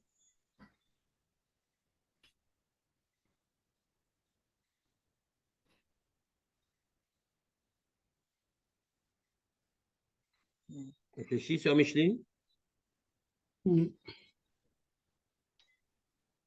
Rien de particulier? Non. Il faut savoir que quand Yeshua a annoncé la mort sa mort prochaine, hein, il avait expliqué aussi qu'il y en avait un qui allait trahir parmi les 12, oui ou non? Et à un moment donné, celui qui dort sur son épaule, donc c'est le disciple que Jésus aimait, lui avait posé la question, Seigneur, qui est celui qui te livre? Parce que tout le monde se pose la question. Est-ce moi, Seigneur? Est-ce moi, Seigneur? Même celui que Jésus aimait s'est posé la question. Est-ce que moi, Pétros s'est posé la question, est-ce que moi, tout le monde avait un peu les chocottes? Que Yahweh savait, lui ne savait pas. Et après, on verra que Yahweh va dire, Yahushua va dire que c'est celui à qui je donnerai le morceau de pain. Et il va donner le morceau de pain à qui? À Judas. C'est comme ça qu'on a su que c'était Judas le traître. Amen, alléluia. Verset suivant. Verset 21. En le voyant, Pierre dit à Jésus, et celui-ci, Seigneur, que lui arrivera-t-il? C'est quoi? Ça veut dire quoi? Sœur, c'est quoi? Je pense que le fait qu'il savait que Dieu aimait ce disciple, en fait, il voulait savoir, ça l'intéressait pour savoir est-ce qu'il allait mourir mal ou est-ce qu'il allait mourir ou pas du tout. Il voulait savoir est-ce qu'il y aurait un petit favoritisme, entre guillemets. Sœur Micheline, quelque chose à préciser? Précision par rapport à ça? Non, pareil, je dois penser pareil. Pareil? On est d'accord, sœur Katia?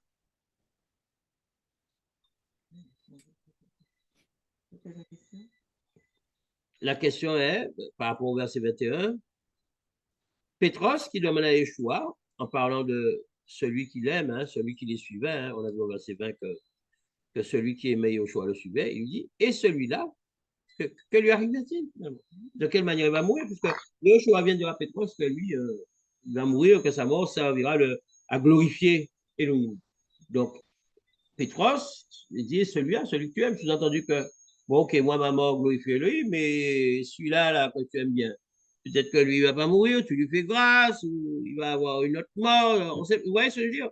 On ne sait pas quel sentiment anime Pétros. Est-ce de la simple curiosité? Est-ce que de la jalousie? Est-ce que... On ne sait pas. On ne sait pas, parce que je vous ai dit que le vote littéraire, et après, il y a les illuminations. Mais par rapport aux Écritures. Mais quand les Écritures n'explicitent pas, il ne faut pas inventer, parce qu'on doit toujours être dans les illuminations, mais pas dans l'invention.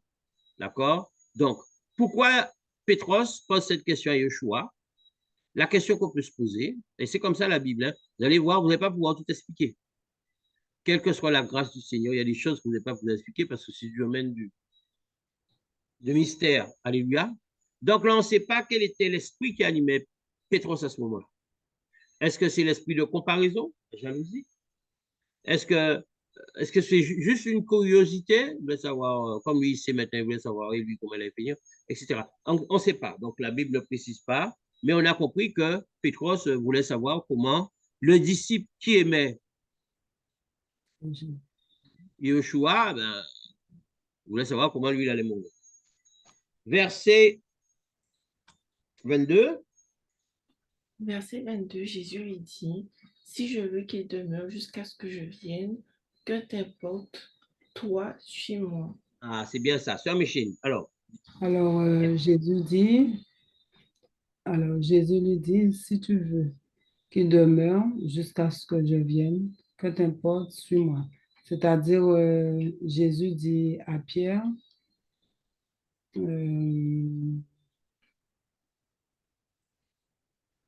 que cette personne, alors si tu veux qu'il demeure, c'est-à-dire que s'il veut que celui qui doit trahir Jésus,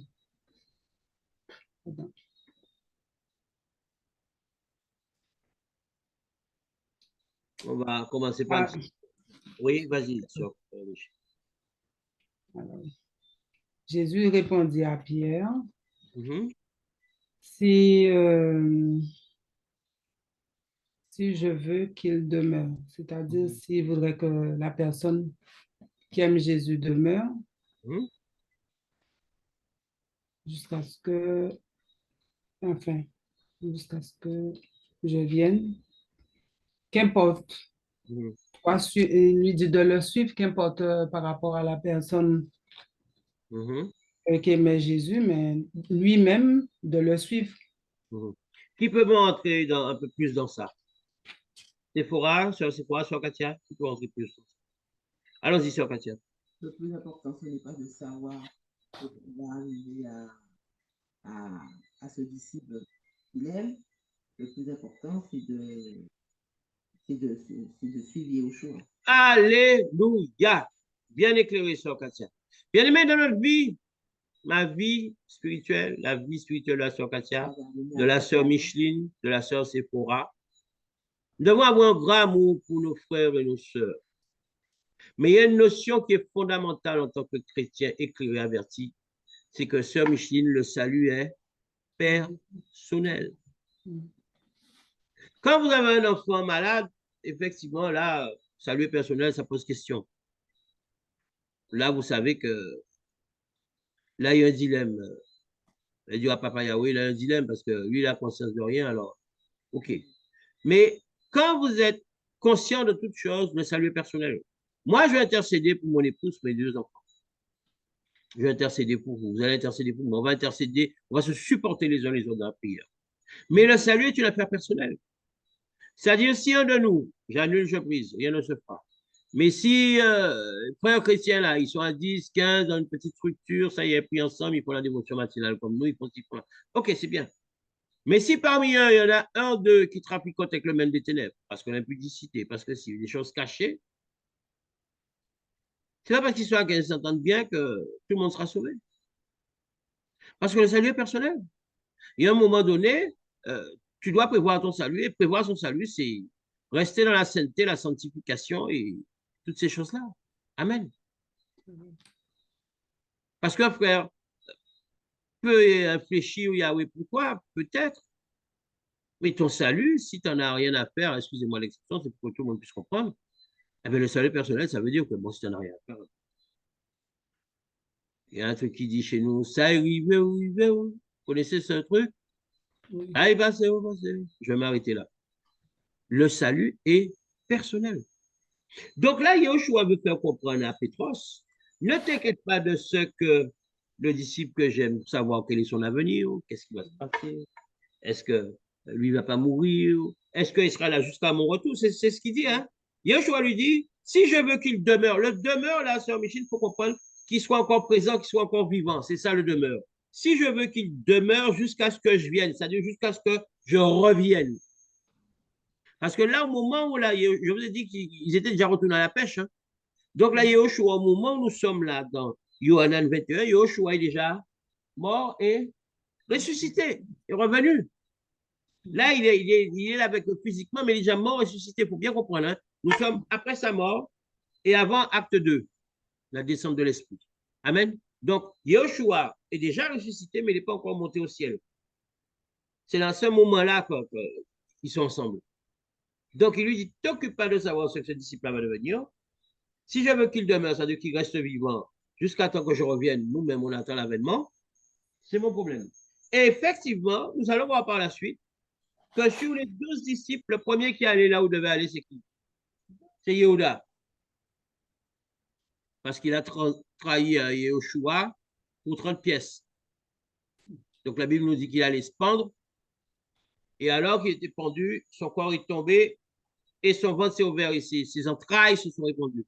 Donc c'est comme s'il avait eu une double peine. Est-ce que quelqu'un a compris? Une double mort. Il est mort 2 fois. Alléluia.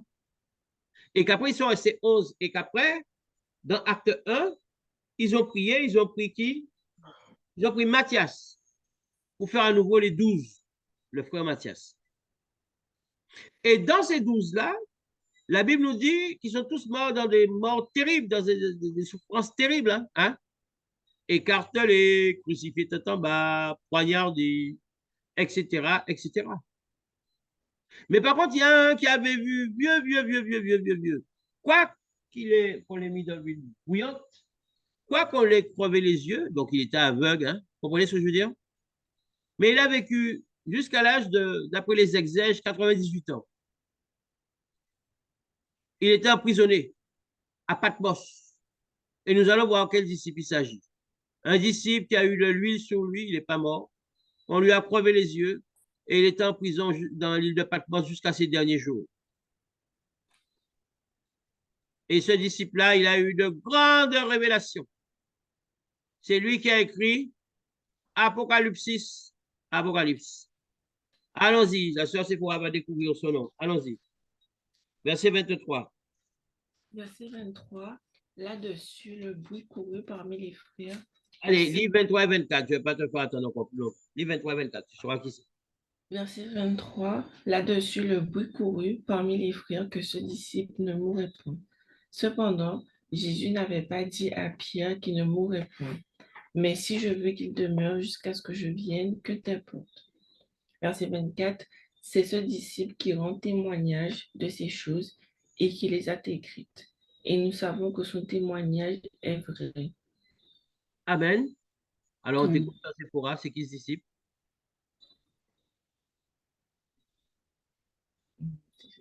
Personne n'intervient, personne ne dit rien. C'est un Sephora qui me trouve 50% des choses. Pas calé là. Alléluia.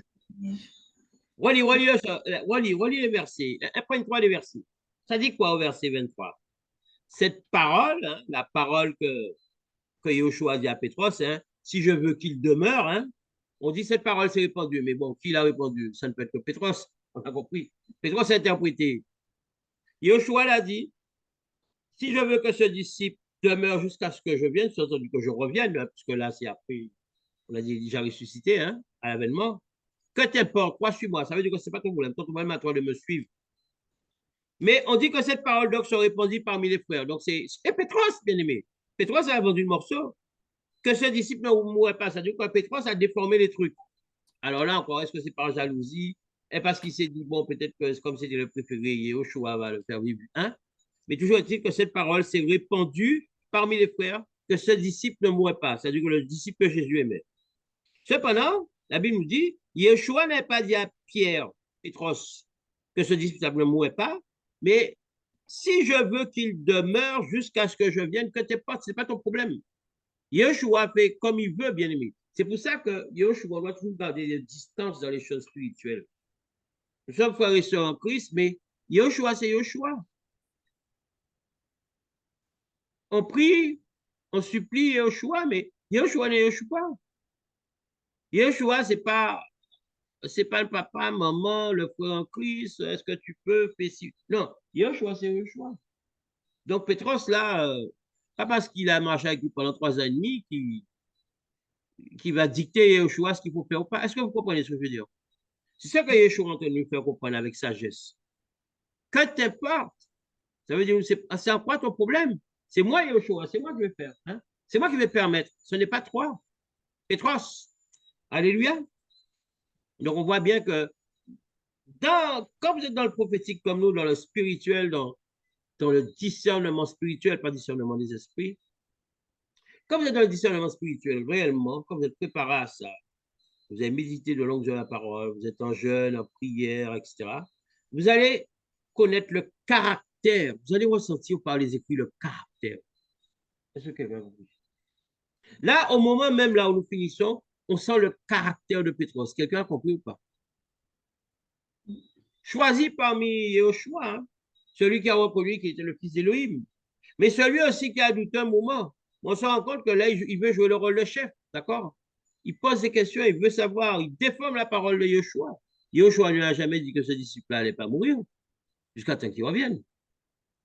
Yoshua lui a dit, c'est pas ton problème, que t'importe. Ça veut dire, c'est pas ton problème. D'accord? C'est fait de manière polie, que t'importe. Bon, ça veut dire, c'est pas ton problème. Les problèmes de Yoshua appartiennent à Yoshua. Amen. On ne peut pas se mettre à la place de Yoshua. Et certains d'entre nous, malheureusement, bon nombre, hein, ils se prennent pour Dieu. On ne peut pas être Dieu à la place de Dieu. Amen, alléluia. On ne fait que ce que Dieu nous permet de faire. Alléluia. Et au verset 24, comprends bien la formulation, sœur Sephora. C'est ce disciple, donc le disciple dont on parle, sœur Sephora, qui est l'ami du Seigneur, c'est ce disciple qui rend témoignage de ces choses et qui les a écrites. Mais qui c'est qui rend témoignage de ces choses et qui les a écrites? On est en train de lire quoi là, sœur Sephora? Hein? On est en train de lire Yohanan? Donc, si c'est écrit, c'est ce disciple qui rend témoignage de ces choses que nous sommes en train de lire et qui les a écrites, on est en train de lire Yohanan 21. Donc, le disciple que Jésus aimait, c'est Yohanan. Et nulle part dans la Bible, il est fait mention, le disciple que Jésus aimait, c'est Yohanan. Non. Il n'y a que là qu'on comprend que c'est Yohanan. Est-ce que quelqu'un a compris? Hein? Moi, je n'ai pas encore lu toute la Bible, mais je suis quand même pas mal dedans. Et j'ai cherché. Et par grâce, le Seigneur m'a fait tomber là-dessus. Et c'est quand je suis tombé là-dessus que j'ai compris que le disciple que Jésus aimait, c'était Yohanan. Amen, alléluia. Parce que la parole ne se contredit pas. Vous voyez que quand Yoshua a annoncé qu'il allait mourir, on nous dit que Yohanan, il avait la tête sur l'épaule de Yoshua. Quand Yoshua allait rendre l'esprit, mère, femme, je te confie, hein, il a désigné Yohanan. Mais ce n'est que là, de manière indirecte, qu'on arrive à savoir qui est le disciple. Vous vous rendez compte? Donc, la Bible ne se contredit pas. Et on voit tellement... Moi, quand je regarde maintenant, par inadvertance, je tombe sur les vidéos de YouTube ou des autres, là, vous savez, tous les jours, je remercie le Seigneur. 10 fois, 20 fois, 30 fois qu'il m'a mis dans les Écritures. Je dis, Seigneur, hein? Il m'a conduit dans autre chose, là. Je me gratterai la tête. Je remercie le Seigneur dans les Écritures. Parce qu'on voit tellement d'inepties au quotidien, c'est affolant. Même sur des sites référentiels. Hein. Alors, bien sûr, je vais donner, comme d'habitude, moi, c'est pas ma démarche. Moi, par la grâce du Seigneur, le Seigneur m'élève pour aller dans la vérité des Écritures pour élever les consciences. Après, j'espère simplement que Yeshua va faire grâce au plus grand nombre. Mais même des sites sérieux, entre guillemets, même des frères et sœurs, bon, ils ont des noms, hein, apôtres, prophètes, tout ça, je prends là-dedans. Sérieux, quand vous les écoutez, je peux vous assurer, bien aimé, soyez dans la parole. Je ne vous dis pas que ça va venir comme ça du jour au lendemain.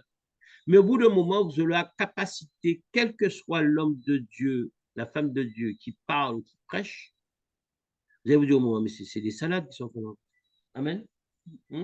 Moi, j'ai vu un grand sigle avec au moins 5, 6, non, ils étaient combien? Ils étaient 3. Alors, des pasteurs, bon, je ne veux pas entrer dans autre chose, qui expliquaient quelque chose. Alors, quoique moi, je ne donne pas caution à ce qu'ils disent, mais j'ai dit quand même, c'est des gens très connus, très réputés, à base de, je ne sais pas quoi, 100 000 vues, 200 000 vues. Écoutons. Et quand j'ai écouté au bout de 5 minutes, j'ai dit, waouh, merci Seigneur. En fait, j'ai arrêté d'écouter au bout de 5 minutes. Parce que tout ce qu'il racontait, ça n'avait aucun sens ou compromis. C'était des contre-vérités. Mais les gens écrivaient waouh, waouh, oui, waouh, waouh, waouh, oui, waouh. Comme si, je dis, quel enseignement, quel ci, quel là. Mais en réalité, c'était que des histoires. Par contre. Les gens ont l'habitude de s'exercer depuis tant d'années à connaître un peu, à dire des choses, hein, à enjoliver ça un peu. Et puis, forcément, celui qui ne connaît pas, il fait waouh, waouh, waouh, waouh, waouh. Mais quand vous avez l'oreille exercée par rapport aux Écritures, quand les gens expliquent des choses et vous les écoutez, vous dites, ah, là, il y a un problème, il y a un souci. Il y a un souci. C'est pour ça que, à la fin des temps, bien aimés, attachez-vous aux Écritures. Je peux vous assurer. Alors, certains, c'est par grâce, c'est plus facile, hein, je n'en disconviens pas. Mais attachez-vous aux Écritures. Lisez votre Bible. En plus, par grâce, nous faisons ce travail-là. Ça veut dire que prenez votre cahier, prenez votre Bible, prenez un stylo et en même temps qu'on décortique un verset, demandez à l'Esprit de vous éclairer. C'est l'Esprit qui éclaire. Vous allez dans certaines portions d'écriture peut-être avoir d'autres éclairages que nous, plus profonds encore. C'est Elohim qui fait grâce. Tout est grâce, bien aimé. Mais il faut, parce que je peux vous assurer que sur YouTube, sur TikTok, en ce moment, c'est pléthore de pasteurs, de prophètes qui font toute espèce d'émissions et quand vous les écoutez, d'ailleurs, au bout de 20, 22, 20 minutes, 15, 20 minutes, ils n'ont plus rien à dire. Tellement qu'ils nous racontent des sornettes. Amen. Alléluia. On continue. Donc, tu as vu, sœur Séphora, le disciple que Jésus aimait, tu l'as marqué à l'encre rouge, hein, c'est Yohanan, d'accord? Et précise au verset 25, mais il y a encore beaucoup d'autres choses que Yoshua a faites. Si on les écrivait une à une, je ne pense pas que le monde même pourrait contenir les livres écrits. C'est ce qu'on dit, hein? Dieu est multisystème, n'est-ce pas? Hein? Illimité. Donc, s'il avait fallu écrire tout ce qui s'est passé avec Yeshua et les disciples, eh ben, on ne serait pas arrivé au bout. On va reprendre notre texte initial, bien aimé, hein? On s'est bien baladé, entre guillemets. On va reprendre notre texte initial, sœur Séphora. Nous étions au verset... Ah, vous vous rendez compte, on était qu'au verset 4, hein? C'est quelque chose, hein? Mais on va essayer de finir le texte ce soir quand même, parce que là, le plus profond, c'était dans les 4 premiers versets, justement. Dieu sait toutes choses. Après, le reste, on aura moins besoin de rester en profondeur dedans. Allons-y, verset 5. Verset 5. Sa mère dit au serviteur, faites ce qu'il vous dira. Ah, alors, Michine, qu'est-ce qui t'interpelle là-dedans? Sa mère, c'est-à-dire la mère de Yoshua. Voilà que la mère de Yoshua dit au serviteur, tout ce qu'il vous dira, faites-le. Ça veut dire quoi? De quelle autorité? Enfin, explique-nous ça, sur Michine. Préparation Cassia, tu vas pas dire. Sachant que lui-même, il connaissait qui était Marie, savait qui était son fils véritablement. Donc, il demande à ceux et aux serviteurs d'obéir, c'est-à-dire de faire tout ce qu'il demande. Là, maintenant, Marie s'est pas offusquée que son fils lui ait dit, femme, qu'y a-t-il entre toi et moi? Mon heure n'est pas encore venue. Là, Marie, là, elle commence à comprendre. Elle comprend maintenant qu'elle doit rester à sa position de mari, mère devant les gens, comme si de rien n'était. Et elle doit maintenant laisser son fils Yoshua faire ce qu'il a à faire. D'accord? Et c'est pour ça qu'elle dit au serviteur, tout ce qu'il vous dira, faites-le parce qu'elle sait que Yoshua va trouver la solution au problème, en fait. En fait, le surnaturel divin, bien aimé, il faut comprendre par là, les miracles, les prodiges, c'est la réponse à notre quotidien. C'est la réponse à nos problèmes, à tous nos problèmes. Mettez Christ au centre de votre vie. Soyez Christocentrés. Je ne dis pas qu'il n'y aura plus d'attaque de combat, hein, mais Yoshua est là. Moi, mon espérance, ce n'est pas les combats, les attaques. Mon espérance, c'est Yoshua est là. Ce qui me fait marcher, ce qui me fait tenir, c'est que Yoshua est là. Yoshua est dans ma vie. Yoshua est en moi. C'est ça mon espérance. C'est ça ma force. Yoshua est en moi. Il vit en moi. Oh là, chicane. Amen. Verset 6. Verset 6. Or, il y avait là 6 vases de pierre destinés aux purifications des Juifs et contenant chacun 2 ou 3 mesures. Alors bon, 6 jarres à eau de pierre pour la purification des Juifs, posés là. Quand on a chacune 2 ou 3 mesures, on sait que les mesures, là, on va aller dedans. Un ustensile pour mesurer, une sorte d'amphore, hein, servant à mesurer des liquides et d'une contenance d'environ 40 litres. Ça, c'est vraiment pour savoir, quoi, hein. Il y a des choses comme ça, on en parle, c'est pour savoir. D'accord? C'est une espèce d'amphore d'une contenance de 40 litres. D'accord? Verset 7. Verset 7. Jésus leur dit, remplissez d'eau ces vases, et ils les remplirent jusqu'au bout. Katia, allons-y dans cette révélation. Ça veut dire quoi, ça?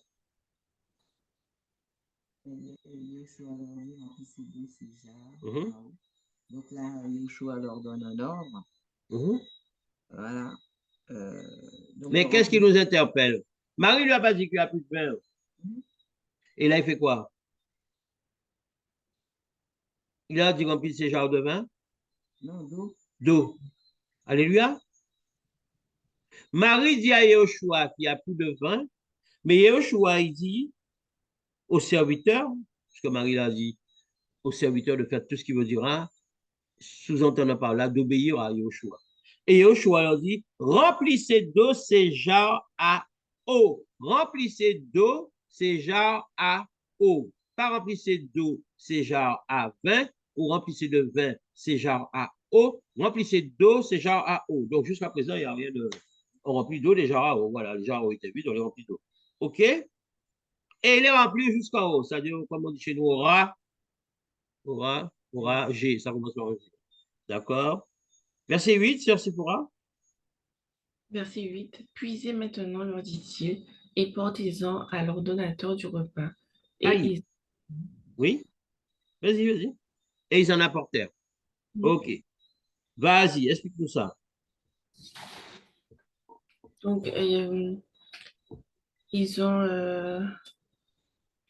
il y avait un moment bien précis parce que Jésus a dit de puiser maintenant, donc c'était ni avant ni après. Et de porter les vases à l'ordonnateur. Donc, je pense que c'est la personne qui organisait tout ce qui concernait le repas. Du coup, c'est ce que les serviteurs ont fait. Donc,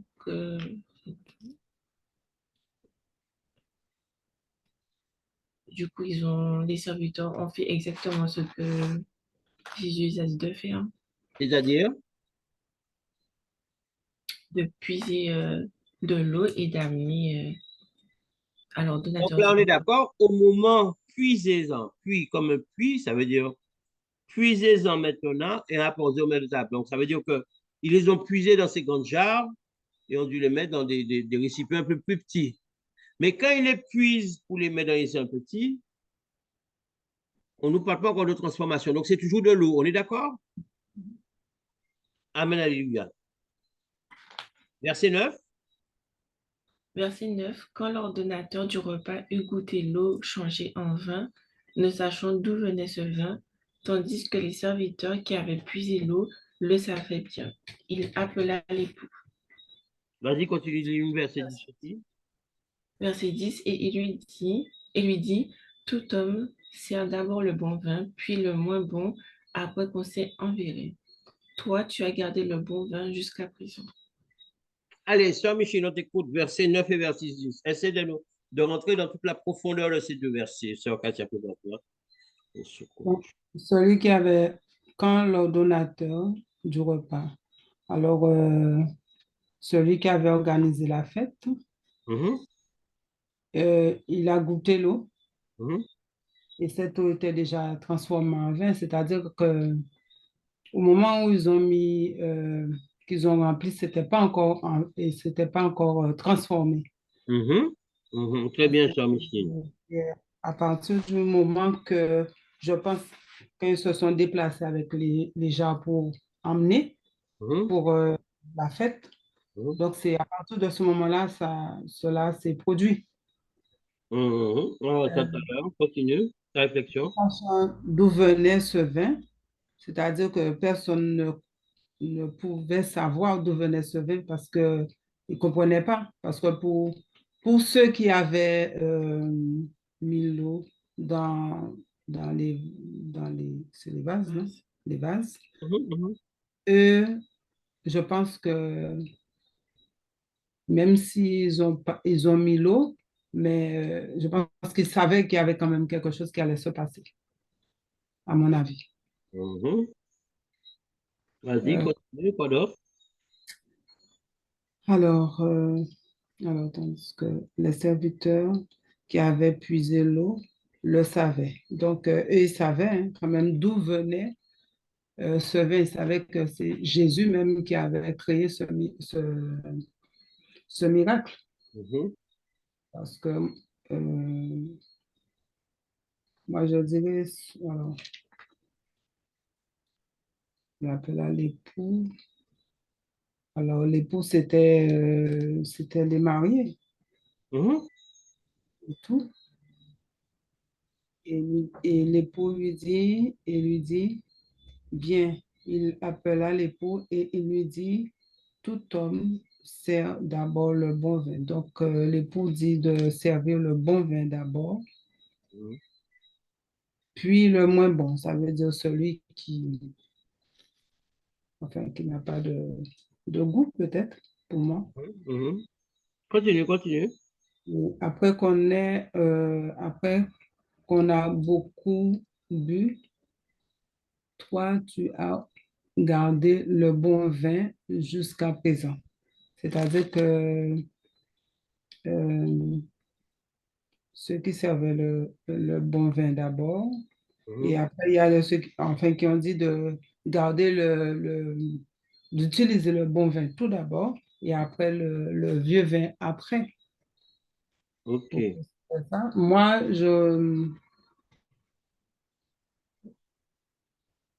le bon vin, je prenais comme vin nouvelle, c'est-à-dire dans le sens que peut-être avant que Jésus fasse ce miracle, il y avait déjà un vin. Et ce vin-là, peut-être, n'était pas à la hauteur de ce vin que Jésus a transformé. C'est pour ça que je dis le vin qui a été transformé, l'eau a été transformée en vin. C'est pour ça que je dis c'est une nouvelle vie. Une nouvelle vie, ce vin, mais surtout un meilleur vin au goût. Voilà. Amen, alléluia. Sœur Katia?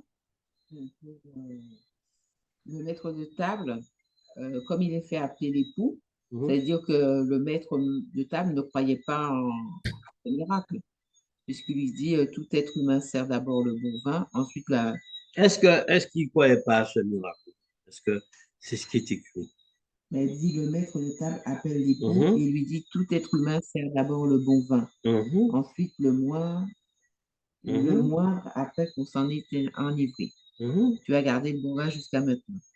Donc, pour moi, ça veut dire que Vu que pour moi, le maître, pour lui, c'était pas ça venait d'un cru qui était déjà en place. C'est pas un vin qui a été, c'est pas de l'eau qui a été transformée en vin. On va entrer dans ça tout à l'heure. Sœur Sephora? Je pense que,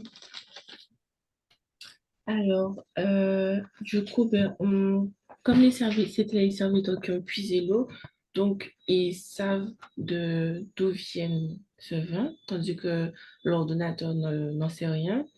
Et quand il dit au verset 10, tout homme sert d'abord le bon vin, ça veut dire qu'il ne s'attendait pas que le vin soit toujours aussi bon, parce que d'habitude, ils finissent, en fait, les autres personnes finissent, en fait, ils trompent les gens qui boivent, puisqu'ils les donnent le premier vin, et comme ils sont envirés, donc du coup, ils ne savent rien, ils ont plus leur tête, entre guillemets, et bien du coup, ils les donnent le mauvais. Je pense en fait, comment dire ça? C'est moi qui dis ça. C'est comme Ouais, ça, la sœur Sephora est au plus proche de la vérité. Mais quand vous avez des portions d'écriture difficiles comme ça, bien aimé, soyez littéral, littéral, littéral, par petites portions, soyez littéral. Et après, l'Esprit va vous éclairer. Verset 8. On sait que Yoshua, 7 et 8, il a envoyé ses serviteurs remplir d'eau ces jarres, d'accord, qui les ont remplis jusqu'en haut. Après, Yoshua leur dit, puisez-en, apportez en maître. Donc là, ils ont mis dans des petits amphores de 40 litres, parce que les jarres, ça doit être des énormes jarres. Donc jusque-là, ça va. Au verset 9, dès que le maître de table sous-entend le maître de cérémonie, hein, ça, le maître de table, apportez au maître de table et ils en apportèrent. Donc, jusqu'à présent, ils apportent quoi? De l'eau ou du vin? de l'eau. Ils apportent, qui dit eau, qui dit vin? Quels sont ceux qui disent de l'eau? Moi, je pense que On reprend. Dès que le maître, puisez-en maintenant et apportez-en au maître de table et ils lui en apportèrent. Ma question, c'est une question fermée. Ils ont apporté quoi? De l'eau ou du vin? De l'eau. Qui dit de l'eau? Sephora. Qui dit du vin? Et toi, Michel, tu dis quoi? Du coca? Rosé. Soyons moi, sérieux. j'aurais dit le vin parce que Voilà. j'aurais dit Je reprends. Mais oui, mais soyons sérieux, bien aimé. De l'eau, du vin, Michel ne répond pas. Donc, c'est du coca. moi, c'est du vin. Alors, qui dit de l'eau? Sephora. Qui dit du vin? Moi. Micheline et Katia. C'est de l'eau, bien aimé. Aïe. Parce que vous n'êtes pas littéral. Il faut être littéral. Allons-y. Puisez-en maintenant et apportez au maître de table. Et lui apportez. Mais le puisez-en, c'est dans l'eau, puisqu'on nous dit qu'il vient de remplir des jarres d'eau. Donc, quand il puise de l'eau. Il puise de l'eau. Donc, Sephora dit, il puise de l'eau. Donc, il puise de l'eau. Je vous demande, qu'est-ce qu'ils ont puisé? De l'eau, du vin. Vous m'avez dit du vin. Ils puisent de l'eau. Qu'est-ce qu'ils ont apporté au verset 8? Soyez concentrés pour comprendre, sinon vous n'allez pas comprendre. Amen. Et il les remplit jusqu'en haut, il les remplit d'eau. Et il leur dit, puisez-en maintenant et apportez-en au maître de table et lui en apportèrent. Donc, il lui apporte de l'eau. Il ne faut pas interpréter, bien aimé. Hein? Il faut être littéral après les émulations d'esprit, mais il ne faut pas interpréter. Il faut être littéral. Si vous n'êtes pas littéral, vous allez partir dans vos exhortations, vous allez tout mélanger, de l'eau, du vin, et vous ne savez plus. C'est comme ça que vous vous égarez. La sœur Sephora a cette grâce, c'est elle suit plus le texte, elle est plus littéraire. C'est pour ça qu'elle découvre beaucoup plus de choses que vous, de manière plus profonde, en règle générale. Et il leur dit, puisez-en maintenant et apportez-en au maître de table et lui en apportez. Donc, jusqu'à présent, fin du verset 8, ils apportent de l'eau. Dès que le maître de table, le maître de table maintenant, eut goûté l'eau, donc jusqu'à présent c'est de l'eau, puisqu'on nous dit eut goûté l'eau. On n'a pas dit dès que le maître de table eut goûté le vin, sœur Micheline. Dès que le maître de table eut goûté l'eau, donc au moment où le maître de table goûte, c'est de l'eau devenue du vin. En fait, le miracle commence au moment même où le maître de table, c'est le maître de table qui provoque le miracle. Est-ce que quelqu'un a compris? Yeshua les a fait prendre de l'eau, que cette eau va se transformer en vin. Mais comme c'était le maître de table qui faisait la cérémonie, il y a que quand on n'a pas dit qu'un serviteur a pris un peu d'eau, il a vu l'eau qui était devenue du vin dans son effort, on n'a pas dit ça. On n'a pas dit qu'un serviteur a goûté un petit peu, il a dit, oh, c'est du bon vin. Non, on a dit, dès que le maître de table a goûté l'eau, l'eau est devenue du vin. Donc, c'est à ce moment précis que le miracle s'est passé. Respectons les Écritures, bien sûr. N'interprétons pas. Le vin s'est transformé en eau quand le maître de table a goûté cette eau. Et par la suite, Séphora un peu est passé par tout autour. Or, il ne savait pas d'où ça venait. Il ne connaissait pas l'origine du vin parce que pour lui, maître de table, il sait très bien que tout le vin est fini. D'accord? Mais les serviteurs qui ont puisé l'eau le savaient bien parce que les serviteurs, ils ont puisé l'eau, ils ont amené de l'eau et ils voient maintenant le maître de table qui boit du vin. Donc, forcément, maintenant, ils ont compris que l'eau qu'ils avaient pris dans les jarres est devenue maintenant du vin. C'est bon, sœur Michine, c'est clair? D'accord? Scripturaire, littéralement, l'esprit après. Il y en a qui mélangent tout, c'est pour ça qu'ils vous disent que Moshe, il avait le voile, donc c'est pour ça qu'il n'est pas entré. Voilà, parce qu'on veut faire le spirituel, mais en même temps, on ne s'attache pas au texte. On s'attache au texte avant. Laissons le spirituel faire ce qu'il a à faire. Le texte avant. D'accord? Ah, il ne savait pas d'où cela venait, mais les serviteurs qui ont puisé l'eau le savaient bien. Donc, les serviteurs savaient bien que c'est l'eau qu'ils ont amenée qui est maintenant transformée en vin. OK? Et le maître de table, il appelle l'époux maintenant. Parce que si le maître de table, il connaît toutes les réserves d'eau, de jus de réserve, de coca, oui ou non? Le maître de table, quand vous ne pas comprendre, bien aimé, le maître de cérémonie, oui ou non? Vous faites un anniversaire, vous vous mariez, vous faites civoter, vous vous êtes occupé de la cuisine, vous allez vous convivre, vous regardez si tout le monde est là, la sœur Sandra est arrivée, la sœur Pénélope est arrivée avec son mari, ses enfants, etc. Mais vous mettez quelqu'un pour gérer tout ça, parce que vous n'avez pas vous pouvoir, oui ou non?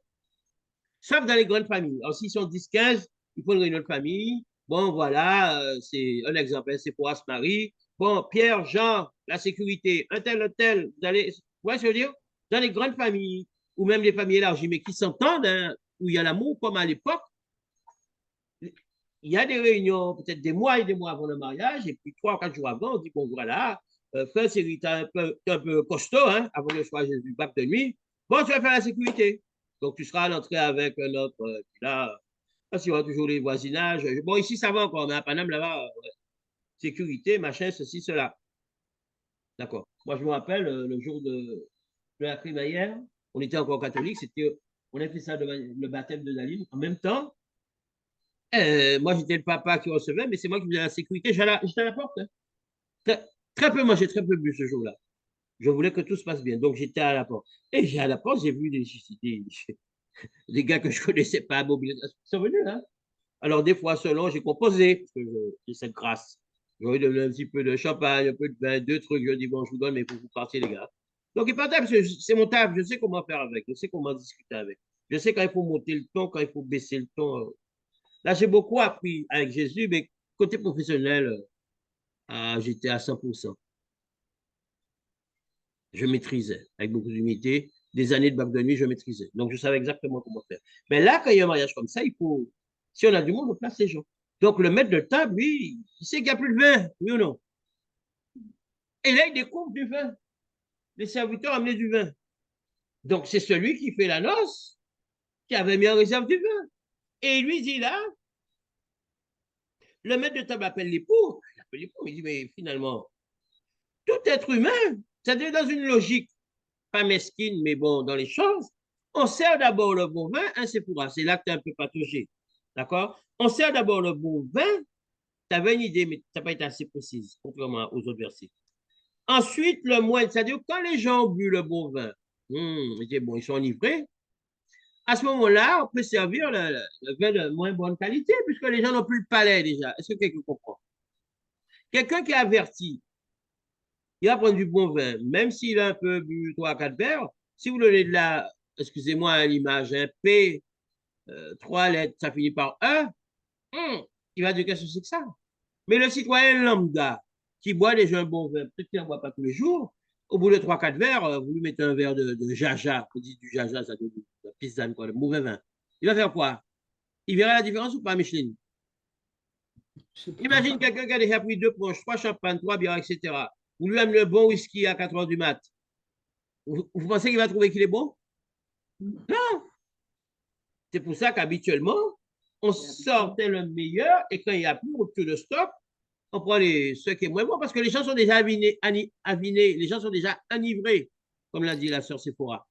Donc, les gens ne sont plus en capacité gustative de savoir quel bon vin. Et lui, il est surpris. Il est surpris pourquoi? Parce que le vin de Yeshua, c'est l'excellence même. Hein, sœur Micheline? Ce vin nouveau fait par un miracle, par Yeshua, mais ce vin qui est, si le premier vin était déjà à un niveau, normalement le vin qui vient après, on a dit, hein, les gens sont ivres, bon, on leur donne n'importe quoi, ils prennent pour du vin. Mais là, le vin que Yahweh a fait par son miracle, c'est un autre vin. Et lui, le maître de table qui a le palais, qui connaît ces choses-là, mais il dit, mais il y a un problème. Il est obligé d'aller voir les poux, mais il dit, mais je ne comprends pas, ça fait fois que je vois ça. Ça fait 40 ans que je fais des banquets, à raison de 4 par mois, chaque week-end. C'est la première fois que je vois quelqu'un qui sert le mauvais vin avant, et le bon, sous-entendu le mauvais vin avant, qui est un bon vin, mais un vin bien plus meilleur après. Mais les gens sont déjà ivres. À la limite, pourquoi leur donner du vin aussi bon? Mais Yeshua, dans son amour, même quand il donne du vin, Yeshua vous donne toujours les bonnes choses, l'excellence. Voilà la finalité. Et voilà ce qu'il faut comprendre. Même quand il s'agit de vous se donner du vin, Yeshua, c'est l'excellence. Yeshua donne les bonnes choses à la fin. Amen, amen. Est-ce que quelqu'un comprend la profondeur de ce message? Yeshua nous donne les bonnes choses à la fin, c'est l'excellence. Il n'y a pas de vin qui soit au niveau du vin que Yeshua même peut nous donner. Et ça, c'est valable pour toutes choses. Alléluia. Ne courons plus à droite, à gauche pour avoir du vin de première catégorie. Attendons le vin d'excellence, le vin nouveau, comme l'a dit sœur Micheline. Hein? Courons pas à pied les miettes dans sa gloire. Non, courons après les vraies choses. Alors, c'est vrai que les vraies choses, les choses de qualité dans ces temps de la fin-là sont devenues rares, très rares, exceptionnelles. C'est pour ça que je suis dans une plénitude que vous ne pouvez pas savoir. Parce que je sais que, par grâce, Yeshua nous amène dans vraiment la vérité de ses Écritures. Et ça me remplit de joie. Parce que je me dis, si j'ai continué dans le ballon où j'étais quand on faisait l'église bâtiment, tous les dimanches, là, c'est sûr qu'on serait déjà forcément à 200, 300, 400. Mais alors dans les faussetés. Et puis je perdrais mon âme. Et puis encore, je ferais perdre à des frères et des sœurs leur âme. Alors merci Seigneur pour la vérité de ta parole. Quand tu as les yeux fixés à Yeshua, quand Yeshua te dit, quand Yeshua prend soin de toi, Yeshua, c'est l'excellence dans tous les domaines de ta vie. Amen. Même le vin. Yeshua te donne un vin que tu n'as jamais bu ailleurs. Quelqu'un a compris, sœur Sephora? Avec Yeshua, c'est quoi, sœur Sephora? C'est l'excellence. Dans tous les domaines de la vie. La seule chose que tu as à faire, c'est lui faire confiance, Christ en son. Pas de questionnement, regardez qu'à Christ. Il ne te faut regarder qu'à Christ. Il ne nous faut regarder qu'à Christ. Après, la vie, c'est ça. Ça monte, ça descend. Ça monte, ça descend. Des incompréhensions, des petites engueulades, des ceci, des cela. C'est pas grave. Parce que c'est le diable qui essaie de nous agiter. Mais nous, c'est le regard fixé à Christ. Amen. Moi, je peux avoir un coup de mousse sur une demi-journée, sur une journée. C'est pas grave. Ce jour-là, je vais me mettre dans un coin, pas besoin de me mettre à genoux quelque part. Hein. Je vais être couché dans mon lit, mais c'est moi qui sais. Mais dès le lendemain, il faut rebondir. Amen. Parce que l'autre, il ne va pas nous laisser en paix. Mais nous, c'est les yeux fixés à Yeshua, les yeux fixés à l'excellence. Amen, alléluia. Alléluia. Donc, c'est pour ça qu'il lui dit, tout être humain sert d'abord le bon vin, ensuite le moine, après qu'on s'en a livré. Toi, tu as gardé le bon vin jusqu'à maintenant, c'est-à-dire le meilleur pour la fin. Avec Yeshua, c'est le meilleur pour la fin. C'est pour ça que quand on jeûne, quand on fait des choses avec Yoshua, une traversée de désert, Yoshua nous dit que la fin, c'est Alléluia. Parce qu'avec Yoshua, c'est toujours la fin qui est mieux. Amen. Verset 11. Verset 11. Tel fut à Cana en Galilée le premier des miracles que fit Jésus. Il manifesta sa gloire et ses disciples crurent en lui. Voyez un peu? Le tout premier miracle que Yoshua a fait, c'est à Cana que ça a eu lieu. En Galilée. Yoshua a changé l'eau en vin. Et quel vin? Le meilleur vin. Alléluia, verset 12. Verset 12. Après cela, il descendit à Capernaum avec sa mère, ses frères et ses disciples, et il n'y demeure que peu de jours. Qu'est-ce qu'on apprend là au verset 12? Verset 3. Alors, donc après avoir quitté Cana, ils se rendent tous à Capernaum. Ça, en fait, ils étaient tous ensemble cette fois-ci, ils ne sont pas venus. Alléluia. Alléluia. Alors qu'ils étaient venus de manière séparée, isolée, parce qu'on nous parle de la mère de Yoshua, c'est-à-dire Myriam d'un côté, et de l'autre côté, Yoshua et ses disciples. On ne parle même pas des frères. Hein? Mais une fois que ce mariage est terminé en Galilée, ils se rendent à Capernaum, et cette fois-ci, on parle de Yoshua, sa mère, ses frères, ses disciples. Alléluia. Parce que là, c'est plus le même Yoshua. Tout le monde a vu Yoshua faire un miracle. Donc, tout le monde a vu la gloire d'Élohim se manifester en Yoshua. Et tout le monde a commencé à croire en Yoshua. Aussi bien les disciples que la mère, que les frères. Quelqu'un a compris? Alléluia. Tu seras sauvé, toi et ta famille. La Bible nous enseigne, tu seras sauvé, toi et ta famille. Alors ce soir, je m'adresse aux familles de la sœur Micheline, de la sœur Sephora, de la sœur Katia et de moi-même. La Bible dit, tu seras sauvé, toi et ta famille. Bien-aimés, nous sommes dans la fin des temps. Fixez-vous, attachez-vous aux Écritures. Car la Bible nous dit, tu seras sauvé, toi et ta famille. Vous avez vu, ils étaient dans la division quand ils sont venus à son mariage. Myriam d'un côté, Yoshua et les disciples de l'autre, les frères, on n'en a même pas parlé. Mais on nous dit qu'au sortir de ce mariage, que Yoshua, que la gloire de Yahweh a commencé à manifester la vie de Yoshua, le miracle du vin, eh bien, ils partirent tous ensemble, Yoshua, sa mère, ses frères et les disciples. Amen, alléluia. Amen, alléluia. Nous remercions le Seigneur de ce moment de partage et nous disons déjà à très bientôt. J'espère que ce message a touché les cœurs. L'écriture de Yahweh est profonde. Ne commettez pas l'erreur comme certains qui pensent que les textes les plus importants, les textes qu'ils doivent faire, c'est carrément Apocalypse, Daniel, Ézéchiel, Ésaïe, Jérémie. Oui, mais pas que. Toute la parole d'Élohim est importante. Et nous qui sommes dans la Nouvelle Alliance, ne négligez pas l'Ancienne Alliance, mais allez surtout sur la Nouvelle Alliance. J'ai dit, ne négligez pas l'Ancienne Alliance, mais allez surtout dans la Nouvelle Alliance pour comprendre les temps et les saisons. Alléluia, amen. Je ne peux imaginer, je dirais, combien ça coûterait. Bonne fin de soirée bénie. À la croix, il a pris ma place. J'ai